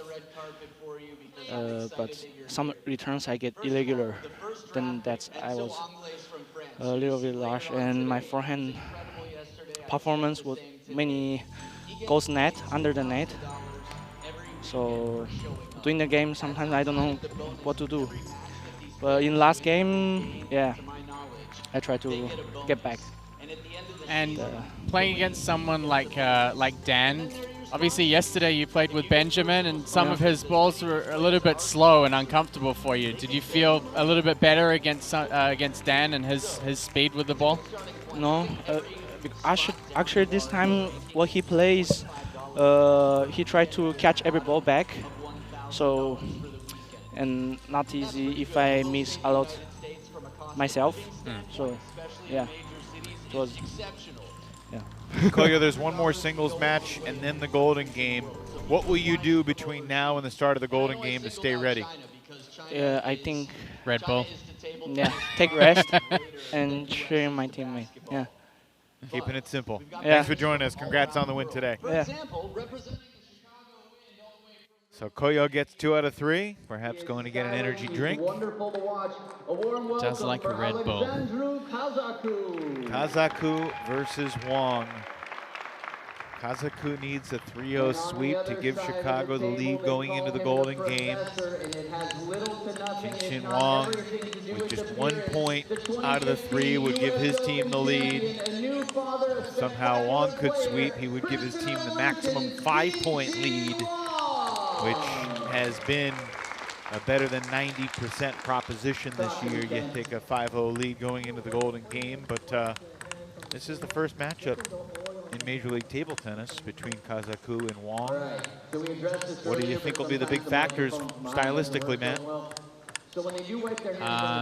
There's definitely more power on the offense coming from Kazaku. He tends to take a lot more risk, bigger swings off both sides. Sometimes it takes him a little while to get going with those shots. Whereas Wang Jinshin tends to play more of a spin control game, stays up and controls really well on the backhand, great in the counter rallies on the forehand, back at the mid and far distance. So it really, I think if things open up in the rally more, Kazaku will find some advantage there. But if things stay close to the table, I would say Wang Jinshin might have a little bit of an advantage. Big forehand winner for Kazaku to take the opening point.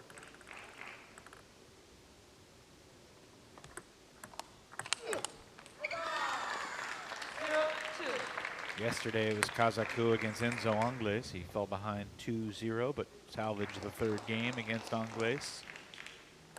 Meanwhile, Wong against Daniel Gorak. So these 2 players yesterday faced the top 2 players in the draft, respectively.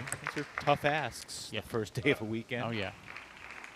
Yeah, especially knowing how important this weekend is for both teams. I mean, a lot of people might think that next weekend being the last weekend for the East Division would be kind of the pinnacle, but these teams have to perform well this weekend to give themselves a good chance of finishing out the season in those top 2 positions. So if anything, this weekend is probably even more important for both the Wind and the Revolution and the Crocs. But business as usual for the Gold Rush. I did ask the question earlier today of what would be the tiebreaker. Let's say Princeton and Florida finished with the exact same number of points. And I'm not sure there's a clear answer to that. So Matt, I think you and I don't know if we get to decide, but we can come up with what we think the tiebreaker should be. And there's a few different ways to do it. You could look at the series history. You know, right now, Princeton has won 4 of the 5 matches against Florida, so that would be an advantage for the Revolution. And that would be one way to do it.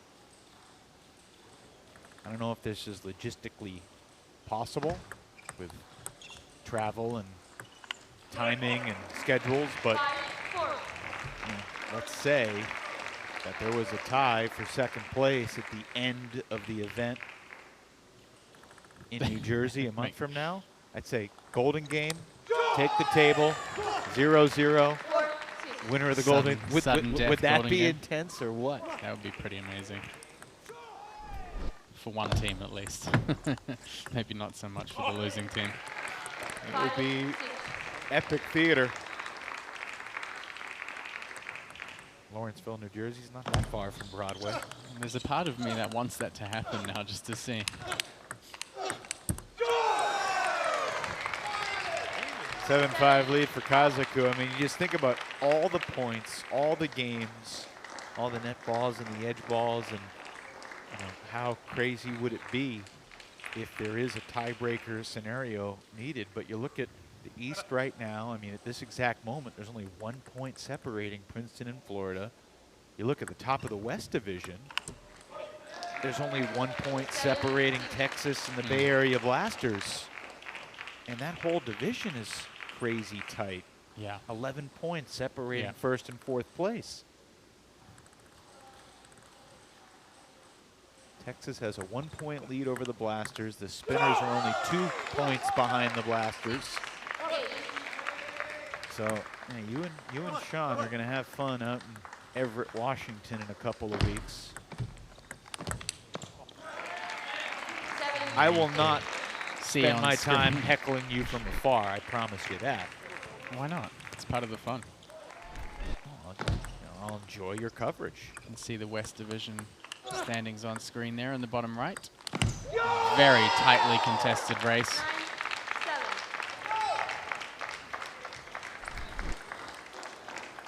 And it's not the record that counts, it's the point total. The Texas 7 and 9, technically a game behind, but they've got 1 more point. Kazaku has created the first game point here in this 4th singles match.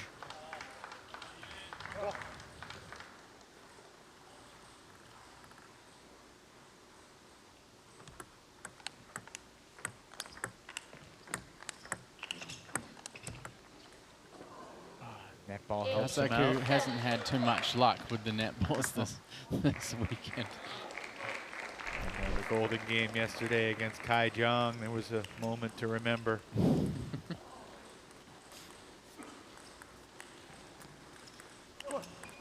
It's already gone viral. MLTT Instagram. Kazaku gets to celebrate with an emphatic winner there. 11-8 in game 1 over Jinshin Wong. And this match continues to stay super tight. It's now Princeton 7, Chicago 6. 2 more points up for grabs, and the lead heading into the golden game, hanging in the balance.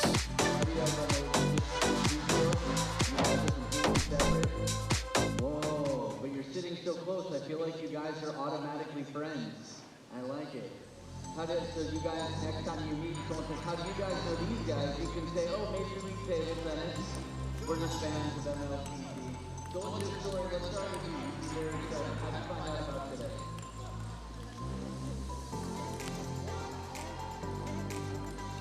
Whoa, question, where do you play table tennis? Angela, Florida. With these girls, the Patrick Salvador, and JV, and Nicole. So the Romanian Alex Kazaku, 35 years old, won the national championship in the team event for Romania many times over the course of his career. And he's got a really strong record throughout this season. Now 2-2 in singles games this weekend.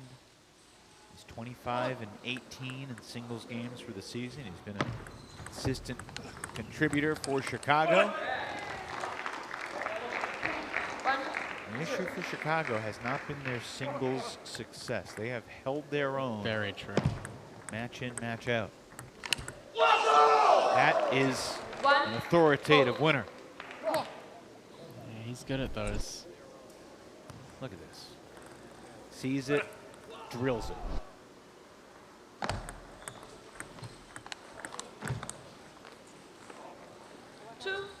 Yeah, there's just so much power in the contact from Alex Kazaku, both wings.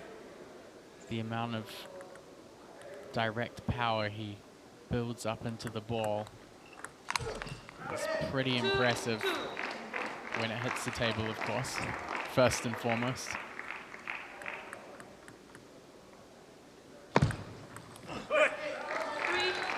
Question for any player coming up against him is what can they do to neutralize some of that power, to get Kazaku backed off the table, to get him off balance. Anything that disrupts that weight transfer or that build-up of power into his shots. Maybe you get him to play a little bit later, you get him to play a little bit further away from his body, shorter strokes. All these kinds of things can help neutralize that power. 3, 4.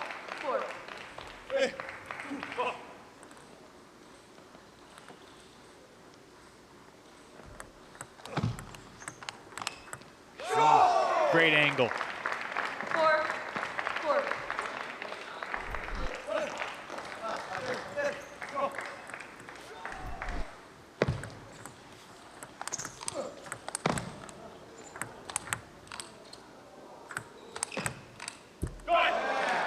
Kazaku looking for that inside-out forehand. One of his defensive returns, he caught the edge right here. Jinshin Wang able to handle it though. And look, Jinshin Wang has had his moments this season against some of the best players in the league. Just when you think he's overmatched, he figures out a way to turn the match on you.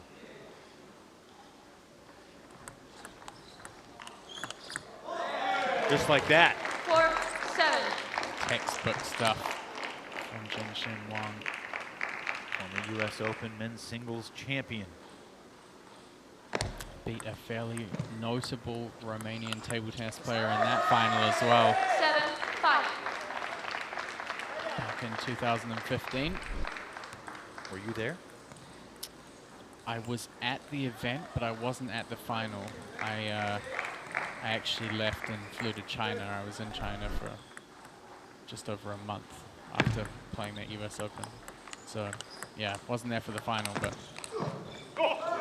certainly saw some of the matches on the road. You competed in that event? I tried to. Do you remember who eliminated you from the competition? Yes. Anyone we know? 8. No. I'll just say it was a person that was meant to eliminate me from the competition. So. Sounds like you were over it. Yeah. 9 years ago. Sadly 2015 is not as close on the rearview mirror calendar as one might like to think it is. Did you play Flint this morning? Yeah. How'd that go? Look, I'm just happy to be here, okay, doing my commentary. It's fun. It's Sounds like it didn't go very well, Matt Hetherington. It's fine for me. I mean, it's not something I'm going to... Whether or not I win or lose against Flint's not an achievement of the year for me, so...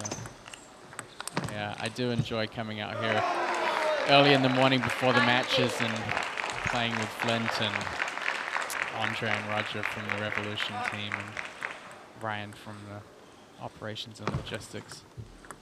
It can be difficult to sit here and watch these other people all playing table tennis and not find some time to get in a few hits yourself. So 9-all here in game 2.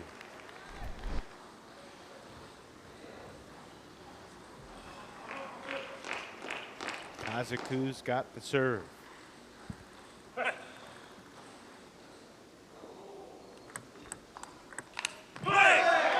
Jinshin Wang 10.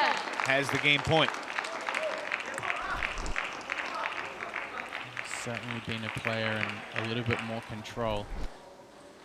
Kazaku's having to take more risk to win points. 11-9 for Wang to set up a rubber game and to create an 8-6 lead for Princeton.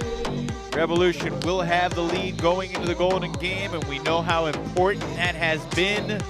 When 6 more points will be hanging in the balance, Princeton trying to cement its spot in second place and in playoff position in the East Division.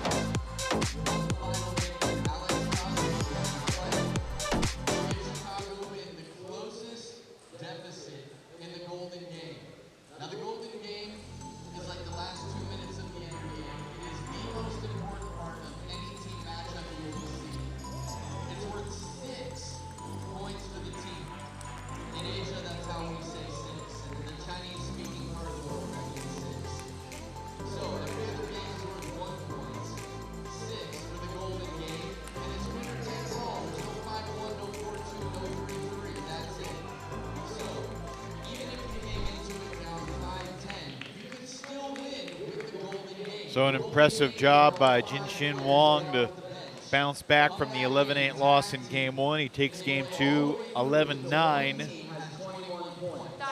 Wang and Kazaku sit at 1 game apiece. 1 more game to play before the Golden Game. It'll either be a 1-0 lead for Princeton at the start or a 3-0 lead. Either way, the Revolution will start ahead. As we've discussed, every point matters right now. Princeton 2 points ahead of the Crocs in the East standings.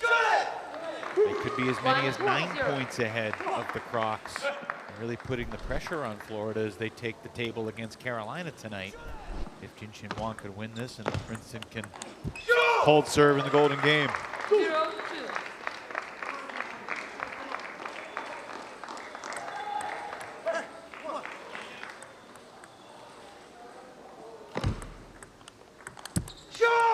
Lead for Kazaku, however, to start game 3.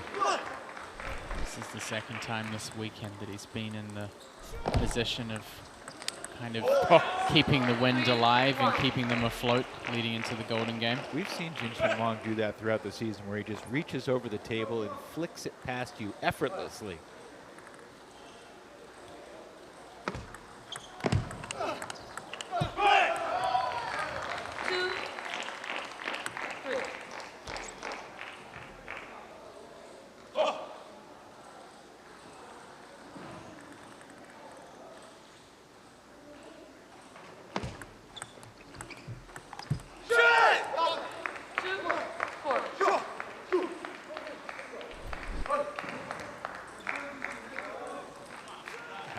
Trying to bring the energy. All of his teammates who are playing in this match are on the practice tables getting warmed up for the Golden Game. So Kazaku looking back to his bench after scoring the point and seeing only Eric Owens and Tim Wong, who's inactive. They're the practice courts. Alongside the members of the Gold Rush and the Crocs also getting loose. Busy times over at Practice Central. 2-5.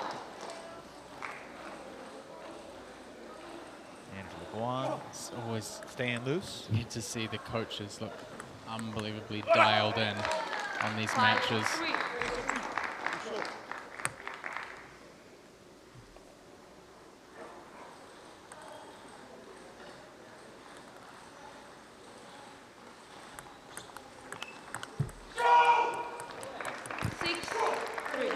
Wang just getting a bit caught up with the slow ball.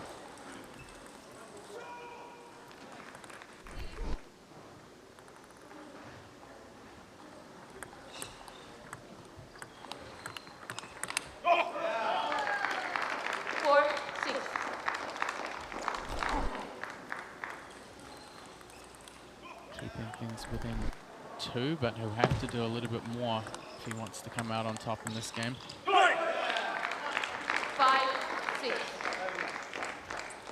Chicago timeout. Timeout taken by Chicago. Kazaku jumped out 3-0 in this game, but Jin Wong has made it a battle. Let's So listen in to Eric Owens. Breathe. Take it easy. Take it easy. Catch your breath. He's pushing you back a little bit now, right? So hold your ground. He's trying to push you back, and he's got you on your heels, so stay a little bit more forward, and then attack his middle. Yeah, exactly. You have to attack first. Shaking his head. No players cannot call their own timeouts in a team match. Only coaches. Yeah. Hashtag learning. Awesome. Yeah. That's cool. If I'm not learning, I'm not getting but it's so also thank you, Ron, for successful that. when you drop it, because he's not doing anything special after that. So you can attack it, but you can also drop it.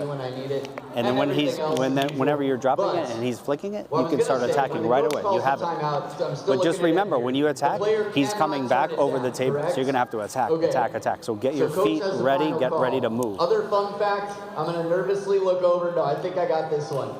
Everybody on You got this. You got this. in a team event.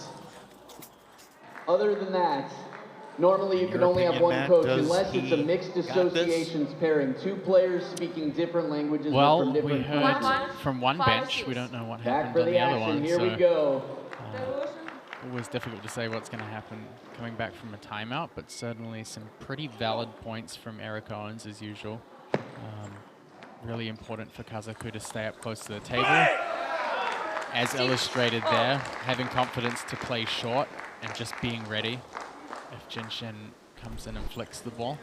And Kazaku was ready, but just missed that opportunity to hit the ball down the line.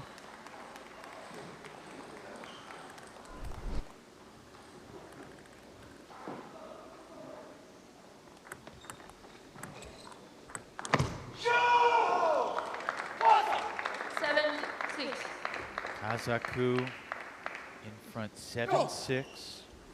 Chicago can get this game. It'll be 8-7 going into the Golden game. You start to think about what will the coaches do in terms of the order. We have seen Eric Owens mix it up a little bit at times to Chicago's benefit. Heard Matthias Habasson talking yesterday about, he still regrets certain mistakes he's made earlier in the season, so trying to avoid those again. Obviously, Princeton has won 8 of their last 10 team matches overall, 8 of their last 10 Golden games along with it. There's that example of Wang Jinshin pressing the pressure into his backhand, backing Kazaku off the table. And he'll pick up a freebie there. No spin serve. Kazaku trying to keep the ball short.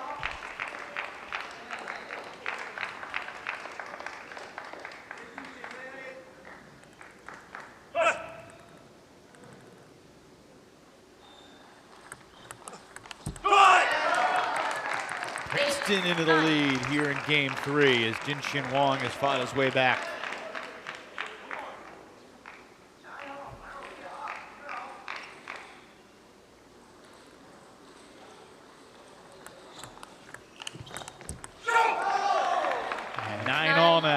Wong just sticking on his backhand side there. Big chance for a forehand counter there, but he came all the way across to try and block the ball down the line. Good placement from Kazaku. Players go to the towels for the last time in this match. Either 2 or 3 points left. Miss hit on the return by Kazaku. Good flummoxing serve from Wong. Princeton owners looking on. Game point.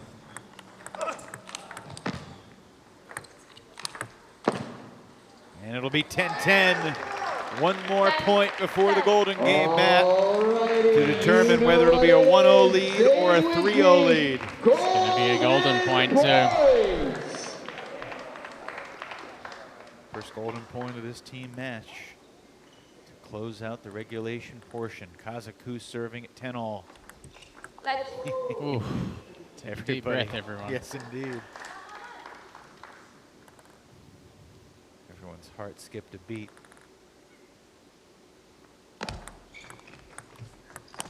Jinshin Wong what with a a finish. nasty backhand winner. full commitment from Wang Jinshin to get in over the table with that backhand flick. That was a devastating finish from the Princeton Revolution player. 9-6 lead. It'll be a 3-0 lead for the Revolution at the start of the Golden Game. Can Princeton keep the streak going where the team ahead gets it done when it counts?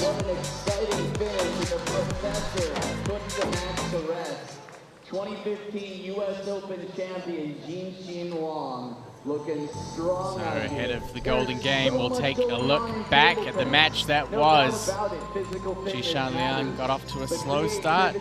Alexander Henin was looking pretty good out there. Jishan sealed 2 games to get the Princeton Revolution started off in this match. It's a perfect follow-up from Yevgen Prishepa. Looking pretty comfortable in his matchup with Pinto. Pinto fighting against the odds to take the 3rd game. The doubles was certainly an interesting shake-up and a welcome one for the Chicago Wind as they took 2 games out of the 3 with the combination of Sasha Henin and Emily Tan. And then Dan Liu capturing that middle game amongst 2 fairly dominant games from Koyo Kanemitsu. That all led into this final showdown with Wang Jinshin coming out on top in the only golden point situation we saw in these first 5 individual matches, and we're going to head now into the Golden Game. Let's determine the order. Here's the commish. Thank you, Adam. The Princeton Revolution are leading 9-6. You'll be starting with a 3-point edge. Because we're at 3 points, the first players will only play 1 point. Coach, since you're behind, you get to pick your first player. Dan Liu. Dan Liu is your number 1. Angela. Angela Guan is your number 1. Your number 2. Jishan Liang. Jishan Liang is your number 2. Coach? Emily. Emily Tan is your 2, and your 3? Sasha. Sasha Kanan is your 3. Coach? Jinshin Wang. Jinshin Wang is your 3, and your 4? Koyo. Koyo Kanemitsu is your 4. Daniele. Daniele Pinto is your 4, making your 5. Alex Kazaku making your 5. Yevgen Prishepa. Good luck, coaches. I'll be honest, Matt, that did not Fascinating. go the way I expected it to go. I think this has kind of become a little characteristic of Eric Owens to really try and shake things up during the Golden Game. But yeah, some very interesting matchups So the first 2 players both in sides Dan Liu of Chicago Wind and Angela Guan of Princeton Revolution Well, it's a 3-0 lead for Princeton. Guan will play 1 point against Dan Liu. A new player will come in. And then Princeton should have a pretty significant advantage with Jishan Liang going against Emily Tan. Of course, you never know. Golden points. Winner takes all. Whoever wins this Golden Game will win. there are certainly some pretty even matchups in there. I think Sasha and Wang Jinshin, Pinto and Koyo. And of course, Prishepa and Kazaku, the orders shifted up significantly going into this Golden Game. Liu earns the 1 point for Chicago. Penhold definitely a huge advantage against defensive players with the more open racket face. Liang serving to Tan. What would you advise Emily to do here? Go for broke. Get in, get your attacking shots in, and then you've got to try and capitalize. She's got to play either really aggressive in the start of the point or really, really tight to the net. Definitely don't want to see any big forehands from Jishan. That's a sign of a need for some tactical change. It's a great play. It's a great play by Emily Tan. The placement a little bit too much into the middle of the backhand of Jishan, but the short ball and the attack definitely the way to go.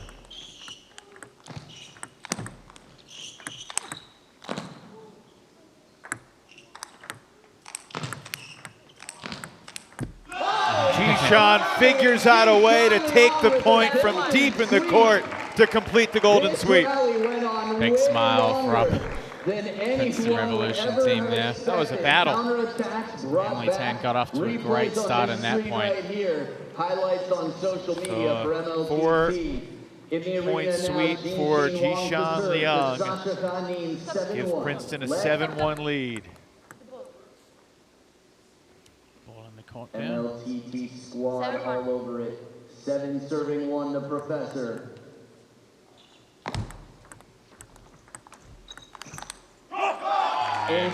Princeton Revolution look like they're going from strength to strength here.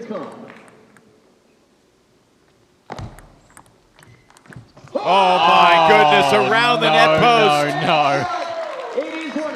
Hung Jin Shin may have just earned himself the top spot on this weekend's top 10. That was remarkable. Psychologically tough to come back from. 7 straight points for Princeton. And he does. Sasha takes 1. With the 2nd point, doubling Chicago wins bank account. Daniele Pinto comes up to the table. He's going to be taking on Koyo Kanemitsu. With the Italian stallion on the receive, Daniele Pinto. Chicago needs good stuff from Pinto and Kazaku. Good start for the win. Long way to go. Pinto, of course, has had a good success against Koyo in singles before.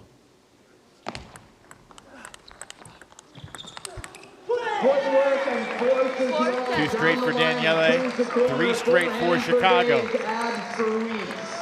4 serving 10.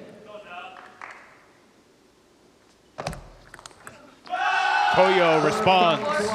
Koyo Kanemitsu is there to receive it strong. 4 serving 11.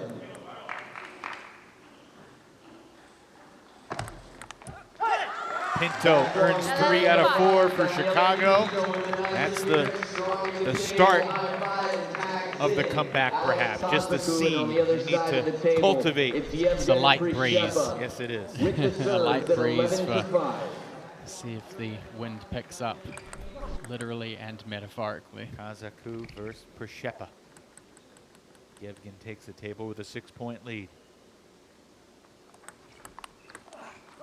Reverse pendulum handled well. The top spin receive aggressive. Kazaku Reminder what takes it. this match 11 means. serving 6. Certainly for Chicago, they desperately need these 6 points to reinsert themselves into the conversation. Give themselves a chance with 4 matches left. If Princeton can close this out, it'd be a 15-6 win. They would then be 9 points ahead of Florida in the East standings in the race for 2nd place. Kazaku with a big winner for Chicago. Florida, Carolina coming up about 55 minutes from now here in Winter Haven.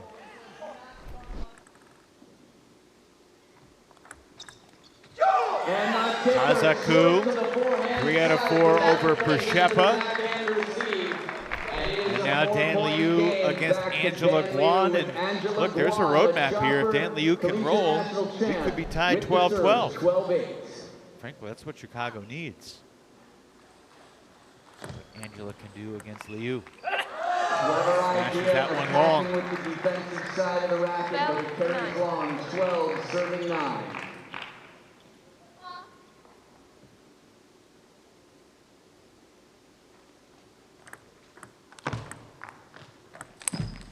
Missed by Liu. That's a big point. That is a big point. And we can't afford to give away shots like that.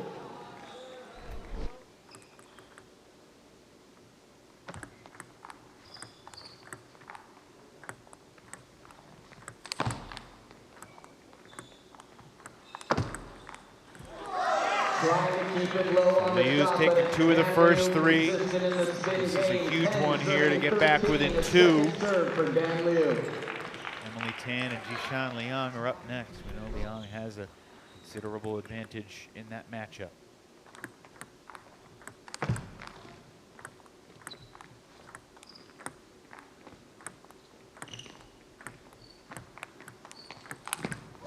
Angela Guan, ladies and gentlemen. You can see the reaction over What here a from combo Princeton from owners, attacking with typically the more defensive traditional rubber to defender. set up the flat Gets hit. the long What pip swipe clever, ball in, precise play. and then it's a follows up with 4-point a lead. big Princeton forehand. tags in Jishan The Liang, teammates will Italy be 10 on the absolutely receive. thrilled with that. Massive couple of points for Guan against Liu. Liang sends it long, so Tan is on the board here in the Golden Game for Chicago. It's a very, very different landscape coming into the second round of matchups. The score pressure has gone up considerably for Liang Jishan. Net. That was a net serve, so just in case you weren't nervous enough already as the gap closes. Oh, face, in the face. This is 2024, anything goes. 11 serving 15. Timeout called by the Timeout coach, taken. as it must be. With Princeton up 15-11. Let's listen in. What's your plan on the serve? Wow. I'm debating on just a backhand. When there's a backhand, I'm scared it goes half long. On the forehand serve? On the backhand serve. You're, the forehand serve is of You're the course last gonna be people I short. would have expected. I thought your parents would be here, but you're already parents. Congratulations. I don't mind the backhand serve. I don't mind We'll talk about it later. So, but the half long. Parents, can you get it low short? risk of injury. Then don't do it, because I don't want it to go half long, because he's going to start attacking. Go with your forehand. Okay, but what he's going to do, he's just going to drop it. I'm going to try to flip the first one. Yes, exactly. So be aggressive. When you flip it, he's going to slow spin it. You've got to be aggressive on that. Okay? Come on, come on. Work out your Very core, logical, muscles, your legs. logical and direct advice there from Back with the plan. Eric Emily Owens. Tan, 2 serves to come. Doesn't want any chances of serve going long. Serve's got to go short. If she gets in and flicks, she has to capitalize off that as quickly as possible. She had it. She definitely had a chance. Emily Tan with the second serve out of the timeout. One more point for these two. And it's into the net, so Tan takes 2 of the 4 to earn the split. She's pumped. She's out of there. Now Haneen versus Wong.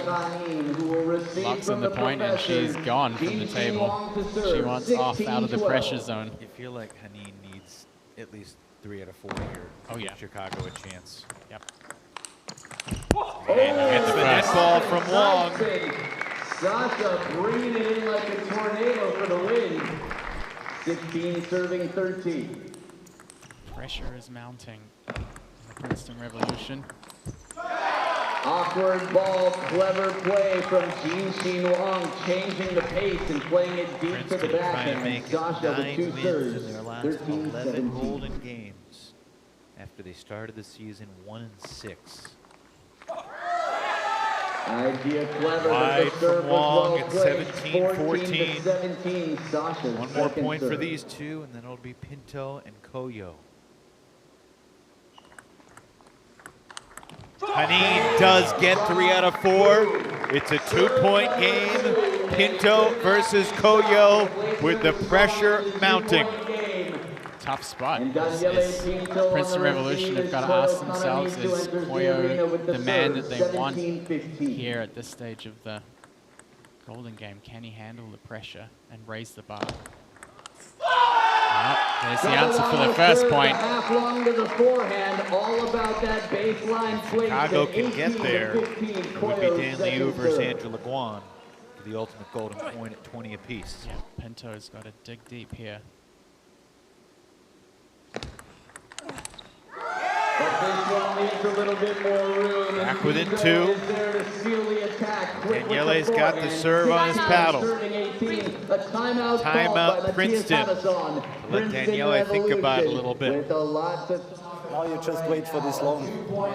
When he serve your backhand, much downspin probably. Yeah? So it's just rotation. Yeah. Okay, and relax. Yeah. Thank you. Okay.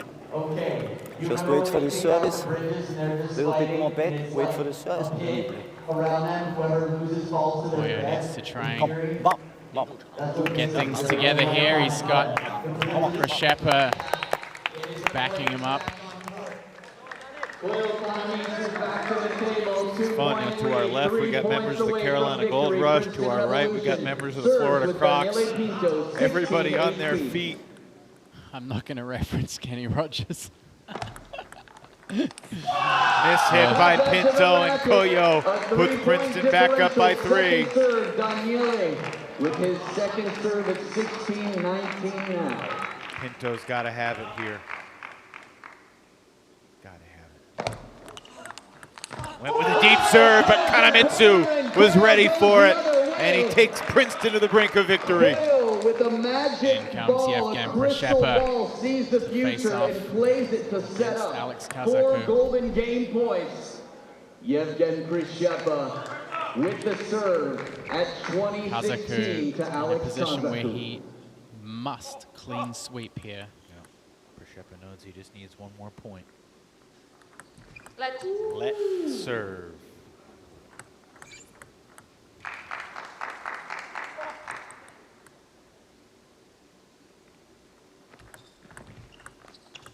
The Princeton Revolution do it again.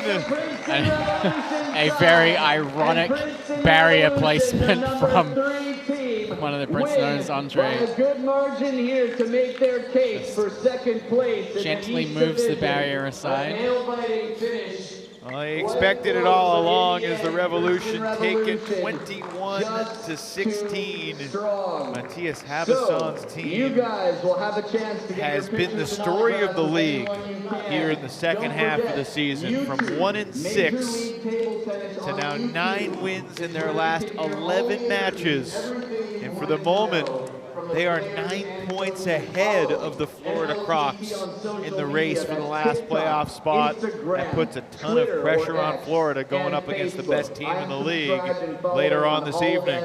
And MLTT.com. 21-16, the final score of that golden game. In the league, the #1 draft pick from the #1 team this season will be battling tonight. And they are a tough team to beat, but they're playing against your very own Florida Crocs. So make sure you're in your seats well before 7 o'clock. They drew it up. From our merch booth. Matthias Habasson Habason gets a victorious conversation yet again. Matthias, congratulations. Chicago certainly made it interesting. It was an intense battle the whole way. I'll say once again, it's a Revolution match that did not have a sweep. There's something about Princeton that creates these close games. I don't know what you think, but your team gets it done. At this moment, you're 9 points ahead of Florida in the race for second place. How does it feel? Yeah, I mean, now after the match, it feels amazing. During the match, it's a little bit different. Yeah. Okay, I mean, it's very difficult in table tennis when the level is not so big different that you make a clear 3-0 sweep. I mean, that's clear. It was a tough match again. It was, I think, very important that Shinjin won his last set to get this 3 points lead in the golden game. And yeah, I think today I also did a good job with the lineup in the golden game. I think this was a little bit the key, that we were leading immediately, like very high. Yeah, in the end it was closer than it should be. No, but the others, of course, they played a little bit more relaxed and with a little bit less pressure. But yeah, I'm very happy to go with a win here away. And of course, one player to talk about, and we've just seen the great point from her there, was Angela. Have you been working with her more and trying to encourage her to, attack and to sometimes block and to use the pips to play a little bit more aggressively? Has that been kind of an important part of your... you're already smiling, so I know you don't want to give too much away. But, we asked her as well, and she's kind of indicated that the teammates and the coach are, trying to encourage her to be a little bit more assertive. Is that something that's, important for you in the development of your players? I think it's obvious. If you follow her development during this season, of course she attacked more, and from the first weekend on, I tried to speak to her, to give her some advices about her game, and this was for sure one of it. I mean, I'm not her daily coach or something. I'm only coaching her at the matches, and the daily work she makes by her own or with her own coaches. And yeah, but I'm really happy with her performance in the last few weekends. She's playing better and better, and one very important thing is that in the crucial situations she got the balls to really make big shots. Yeah, very good. Matthias, the Revolution are now 9-2 in their last 11 matches after you started 1-6. We've asked this question a bunch, but how did you guys turn this season around? Was there a turning point, either strategically or mentality-wise, that has enabled you to have so much success after you really struggled at the start of the season? Yes, I mean, first of all, the players I drafted in the beginning of the season, I think they weren't really in a match rhythm, especially Xinjin, for example. I mean, at the draft or at the first combine, I saw him and I saw what kind of opportunities he has if he plays his A game. But on the other hand, I also knew that he was out of match rhythm. He didn't play for a long time, important matches and stuff. And these kind of things, yeah, we could handle and manage with talking, with a little bit many boards, with training, you know. And yeah, all of them, they are now more in match rhythm, and especially they get used to this system. And I think if I'm realistic, I mean, I think my players are just a little bit better than most of the others, and yeah, if they can put her A game into this system, then okay, we have an advantage in the most of the matches. Yeah. What will you be thinking heading into tomorrow against Carolina? Yeah, I'm thinking we need every point we can catch. Yeah, this is for sure. Yeah, but in the end, I'm really also not thinking so much about the points or these things. I just try to convince my team to have fun at the matches, to fight for every ball, and in the end, the result we will see. Well said. We'll let you go. Congratulations on another win today. Thank you so much, guys. Thank you. Matthias Habasson, ladies and gentlemen, as the Revolution get the job done again today. Ironically, they're getting ready to play Carolina tomorrow, but they're big Gold Rush fans tonight, hoping Carolina can, beat Florida 21-0 and help them maintain their lead, which they're currently ahead. Jinshin Wong has put the headset on. Jinshin, congratulations. A very exciting singles match with Alex Kazaku. Thank you. You were down 1-0. You were down in game 3. What were you most proud of in your performance in that singles match to take 2 out of 3? I think Kazaku is a good player. But when I down the point, he leading, I'm trying to hit harder and just try and come back. We need more points for my team. And when you think about style matchup-wise, obviously as the league, you're getting more players from overseas with more experience and some players that have a lot of power, like Kazaku as well. How do you feel in terms of confidence about your playing style? You have obviously great control and great placement. How does that factor in for you when you're kind of strategizing against your opponents as well?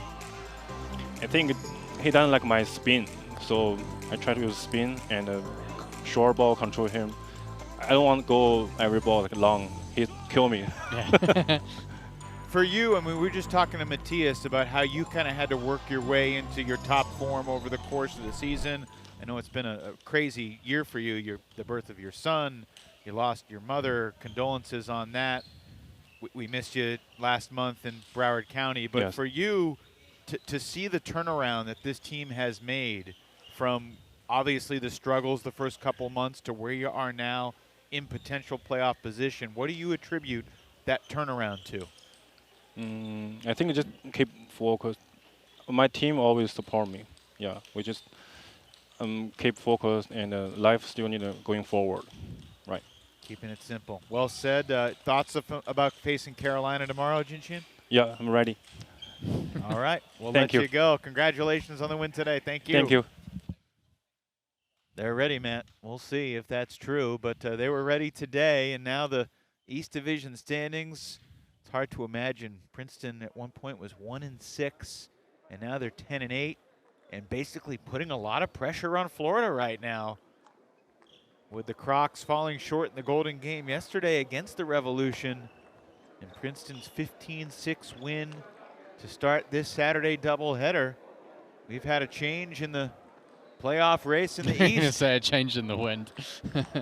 Yeah, I mean, if you look at the standings, especially the singles and the Golden Game wins, there have been some quantum shifts in the Princeton Revolution team that have elevated them now into the second position.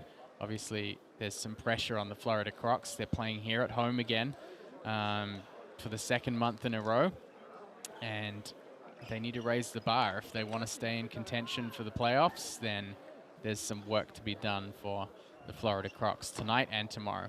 Well, right now it feels pretty clear Carolina's in first place. Feels pretty clear that Chicago's in fourth place. But the race for second is very much up in the air. Princeton helps itself out. Another victory for the Revolution as they get strong performances in all 4 singles matches. The Revolution take 2 out of 3. Liang over Hanin, Prishepa over Pinto, Kanamitsu over Liu, and then Wang over Kazaku. And that built a 9-6 lead heading into the Golden Game, and a 15-6 win as the Revolution become the 14th straight team entering the Golden Game with a lead to get the job done. Final score 15-6. Princeton is into second place for the moment. Florida Crocs versus the Carolina Gold Rush. They've been the top 2 teams in the East all season long, but now the pressure's on Florida to try to stay that way. Look forward to having you with us about 37 minutes from now for the Gold Rush and the Crocs. But for now, on behalf of our entire crew, from Matt Hetherington, Evan Lepler saying so long from Winter Haven, Florida, the Revolution win again.